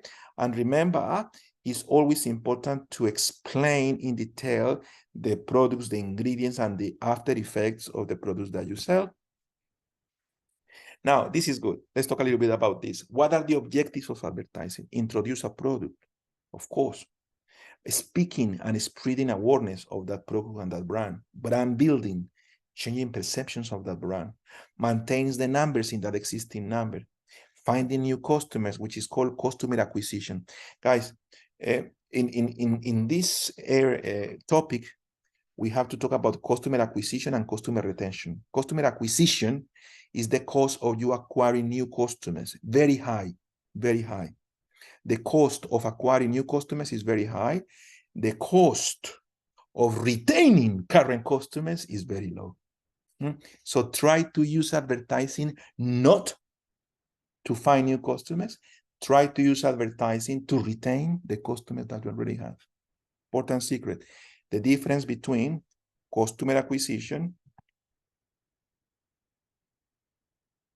and customer retention. Try to focus what you do in customer retention. That's being smart. All right, let's continue with the lesson.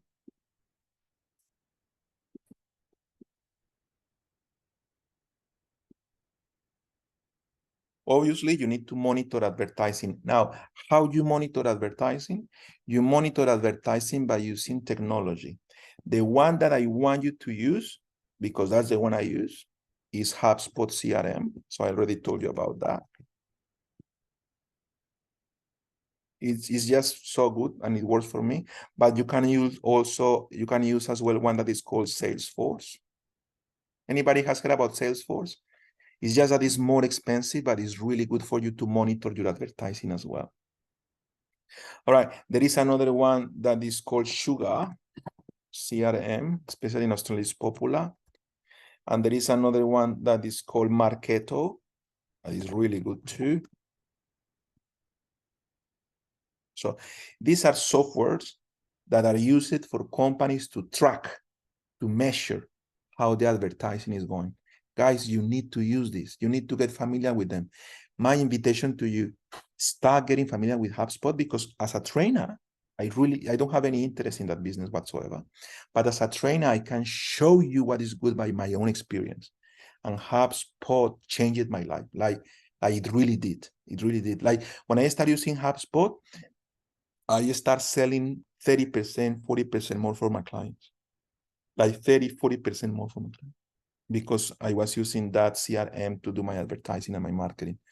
And when I was showing these results to my clients, like, oh my goodness, we're selling 30, 40% more, they didn't thought, oh, it's because of HubSpot. They thought, oh, it's because of you, Santi. So it's good that you start getting familiarized with this kind of software. Teacher, Okay. excuse me. Yeah.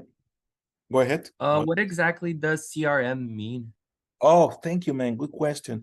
CRM means customer relationship management system. So customer relationship management. And system is not part of CRM, but that's how you need to read it in your mind. Customer relationship management system, right? That is a CRM. And that is a piece of software that is extremely cheap. We're talking about $25, $30 per month that will allow you to manage your customers for advertising and marketing purposes. And it's phenomenal. It's crazy. Now, important to define the difference between customer and consumer. Because look, it's not called consumer relationship management system. It's called customer. So please, anyone who knows, what is the difference between customer and consumer?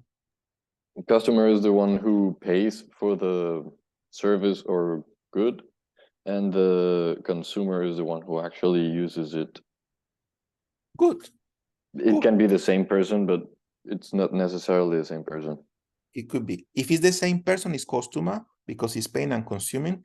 Consumer only consumes, not pays for it. So the customer could be both, could be paying and consuming. The consumer only pays for it. Example of it, a kid. A kid is only consuming, but is not paying for it. The customer is the dad or the mom that is paying for it. We care about the customers because we need to increase our cash flow. And the cash flow is the result of we having more customers, not more consumers, right? Just for you to keep in mind that situation. Mauricio, spot on. Well done, Mike. Well done. All right. So, yeah, cool. Now, guys, that is it. So once you get to that point that you understand that you need a software to manage advertising, to optimize advertising, to report your clients how the advertising went, or for your agency to report to you how the advertising went, now you know about this particular class. Now you can complete the lesson. So you press complete the lesson is completed. That will be reflected in your software. And you need to have this done by our next class on Friday. Our next class on Friday is not like today's class. In the next class, I don't talk. I do separate groups and we work in teams to complete 2 assessments, an online quiz and then an observation assessment. Once we finish with the online quiz and the observation assessment, then we complete this unit and then we move to the next unit. And the next unit, the same. First class lesson, second class practice, assessment, so on. And like that until we finish. All right. Guys, that is it. I hope that you have learned. All right. I hope that you have got what we needed to learn today. In a nutshell, the first thing that we learned today, differences between promotion, advertising, and publicity. Now you know that. Then we move to the why we need to do advertising. Now you know that. Then we move how to do advertising, which is the advertising process. Now you know that. Then we move to the what, which is the tangible advertising piece. And now you know what is an advertising piece and the shape of it. And now you know that it could be copy, text, and sounds, or multimedia, or rich media. And we talk about sounds and sonic branding as a potential alternative that you may explore, especially if you know about music or arts. Please do that. It's the future of it. And why is the future of it, guys? Because people will be more connected to audio than to screens. Just remember that. I am telling you this. People is more active, people is running, and people is more connected to headphones than screens. So companies are moving towards sonic branding more than ever. All right. And then we move to the lesson. And in the lesson, we talk about the creative brief, remember? And now we know that the creative brief is for us to motivate the agency to give us a really good feedback in terms of proposal. Now we know that the advertising agency will give us 3 proposals, one that is really bad, one that is average in the market, expected, and one that is challenging the status quo, that is really creative. Now we know what is the status quo, and now we know the importance of it. Now we know what is programmatic media, how important it is to have a schedule for our advertising. And we do this depending on the quality and the budget that our business has. If it's a seasonal business, or if it is a business that is selling milk and bread every day, now you understand how to do the programming of the advertising. And then we finalize it with the monitoring of the advertising. The monitoring of the advertising is done using technology like HubSpot, like Salesforce, like Eloqua, like Marketo, like Sugar CRM. And finally, you know what CRM stands for, which is Customer Relationship Management System. So that was the class today, guys. It's being recorded if you want to watch it again. Otherwise, feel free to just wait, because in our next class, we do the assessment and I will be helping you to answer the questions anyway. So that's it, guys. Anything else before we finish the class? Something that you want to say or anything that you need from me? No, teacher, thank No. you. Thank you for the camera on. Oh, guys, sorry. I need to call the attendance. I forgot that. Don't go anywhere. All right? We call the attendance and then we go, okay? Sorry about that. So just wait, because we need to call the attendance. That's important. Let me call the attendance.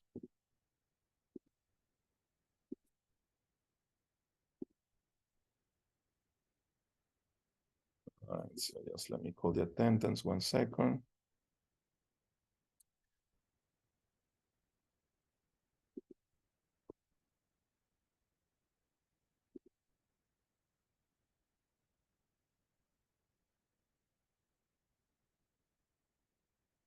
All right, guys, can you see the screen? Now, Yes. Yes. just remember this. If you find the class using the platform, the attendance will be marked automatically by the platform. If you join the class using the email that you receive with the link, you need to tell me that you came to the class, because the software doesn't know. But if you find the class using the software, that's fantastic. How you find it? Using the calendar. You go to the calendar, you click on that Friday, the link is there, you click the link, the system marks the attendance. Otherwise, we need to do it manually. Right. So anyone here that needs to be marked, you need to tell me, because we have... I use the link. Me, teacher, as well. So let's go with Mauricio. You give me your name, I find you, I mark it. Mauricio, done. All right, cool. Cindy Lorena, please. No worries, let's do Cindy.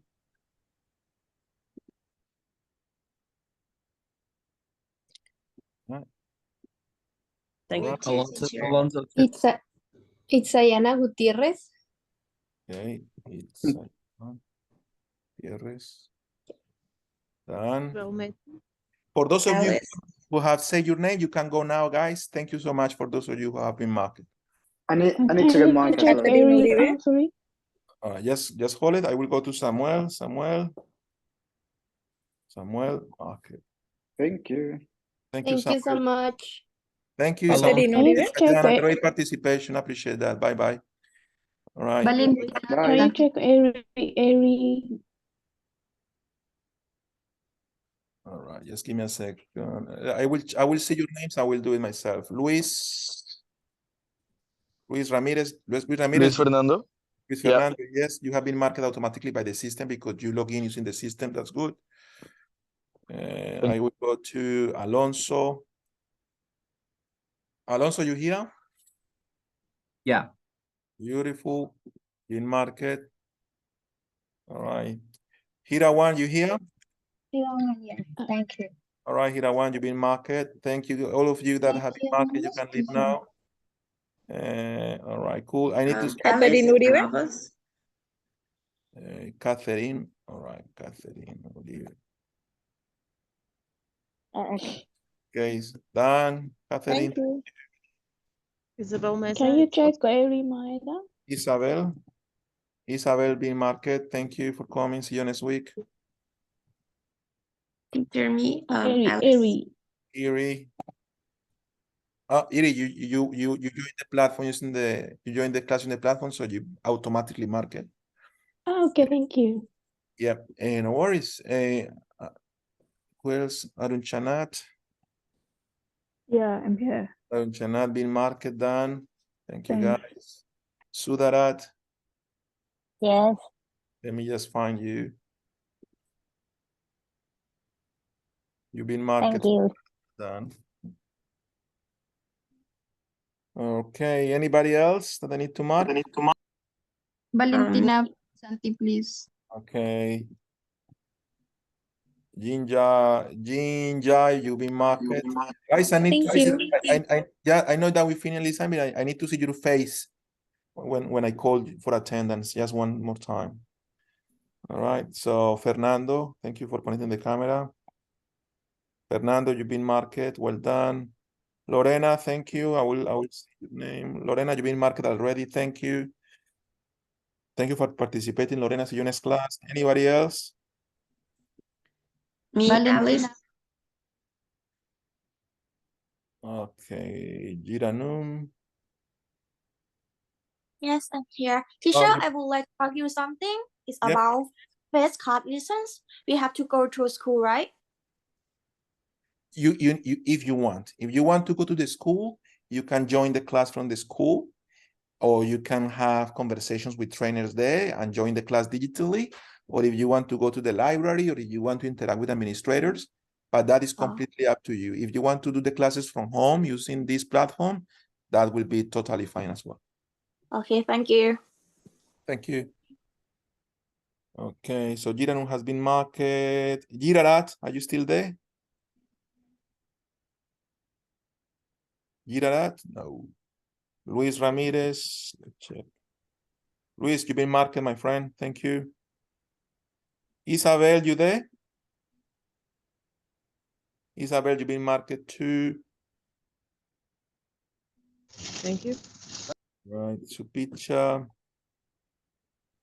Supicha, you've been here. marked too. Yep, done. Thank you so much. Sasipimon. Yes, I'm here. Okay, Sasipimon, you've been marked. Okay, thank you so much. You've been reported. You've been marked, sorry. All right. Valentina. Yes, Santi, I'm here. Valentina, you've been marked. Thank you. Have a good one. You too. Thank you for your participation today. That was awesome. I appreciate Thank you. it. All right, guys. Alice. Okay, Alice, you've been marked. Thank you so much. I will Thank see you. participation today as well. It was good. All right. Missing anyone?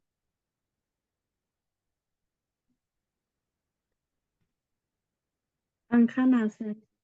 Ankana. Okay.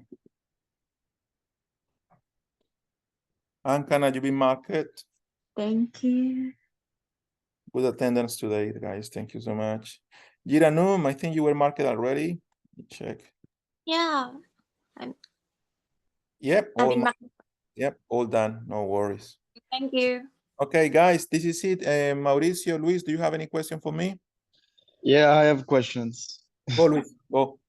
Well, it's like personal questions because I don't know if you remember that I had problems with Accelerate in the past. And yep, I just want to know, I already, because I did the orientation like too many times.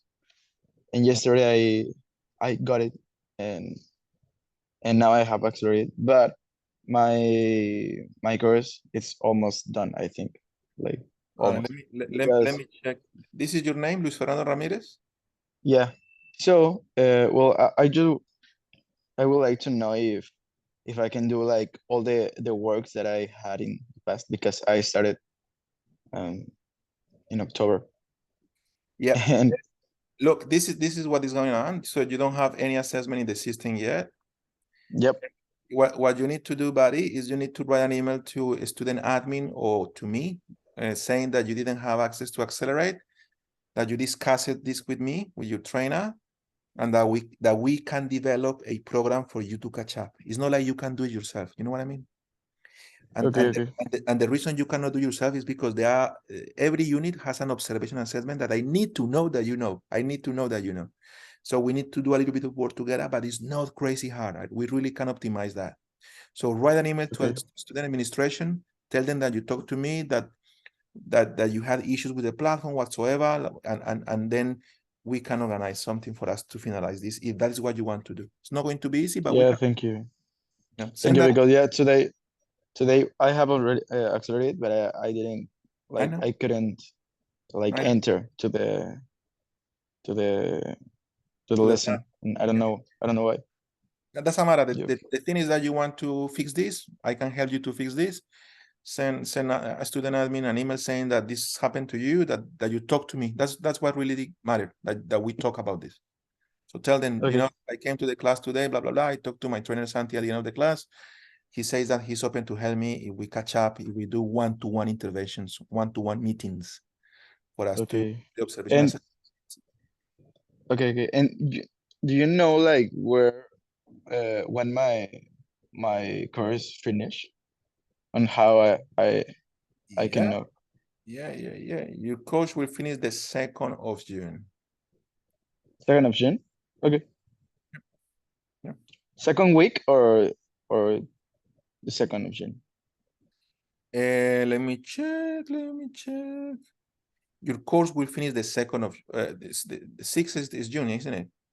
January, February, March, April, May, June. Yeah. Okay. The 2nd of June. Yeah. That's when your course finishes. Yeah. Okay. According to the plan. Thank you very much. No worries, Mike. Anything that I can do to help you, let me know. Thank you. All right. Auro, tell me. Yeah, I just have a question about the previous assessments. Yeah. You know, for the ones for the research international markets and the right complex documents. That are the two previous ones that I don't have marked in the system. Yep. Yeah, you can see that. So no worries, man. Tell me, what questions do you have? No, I already did the lesson and the online quiz and everything. I'm just wondering how we can like do the observations. So as I say to you, man, I don't need to do the observation for you because I know the level of knowledge that you have, and because we have met several times to do other observations, and I'm very, very confident in terms of the knowledge that you have. If I have a particular question, then I will reach out by email or by LinkedIn, as we usually do, and I will ask you. But at this point, you just need to wait for me a little bit to do the marking. So I need to do, I will be doing the marking for all the units, not the last one, because that is a new one, and not for the current one, which is the one that we're doing. But yes, I will be doing, I have done pretty much all of them here. Let me see what else needs to be done. I need to check. Yeah. Let me see.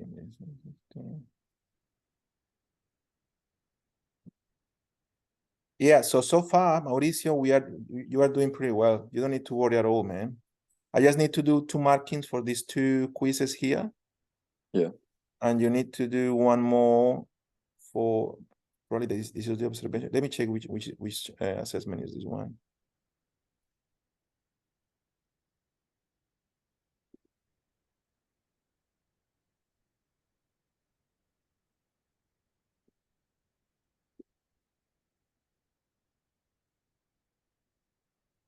Yeah, so I will be doing this observation for you. But the one we talk a lot about this one, so I don't have any problem marking all of this satisfactory for you. All right, I will just read that myself slowly and mark it. And you are you are doing well. You don't need to worry much. Thank you very much, Santi. And last class was I didn't. I had the migraine, so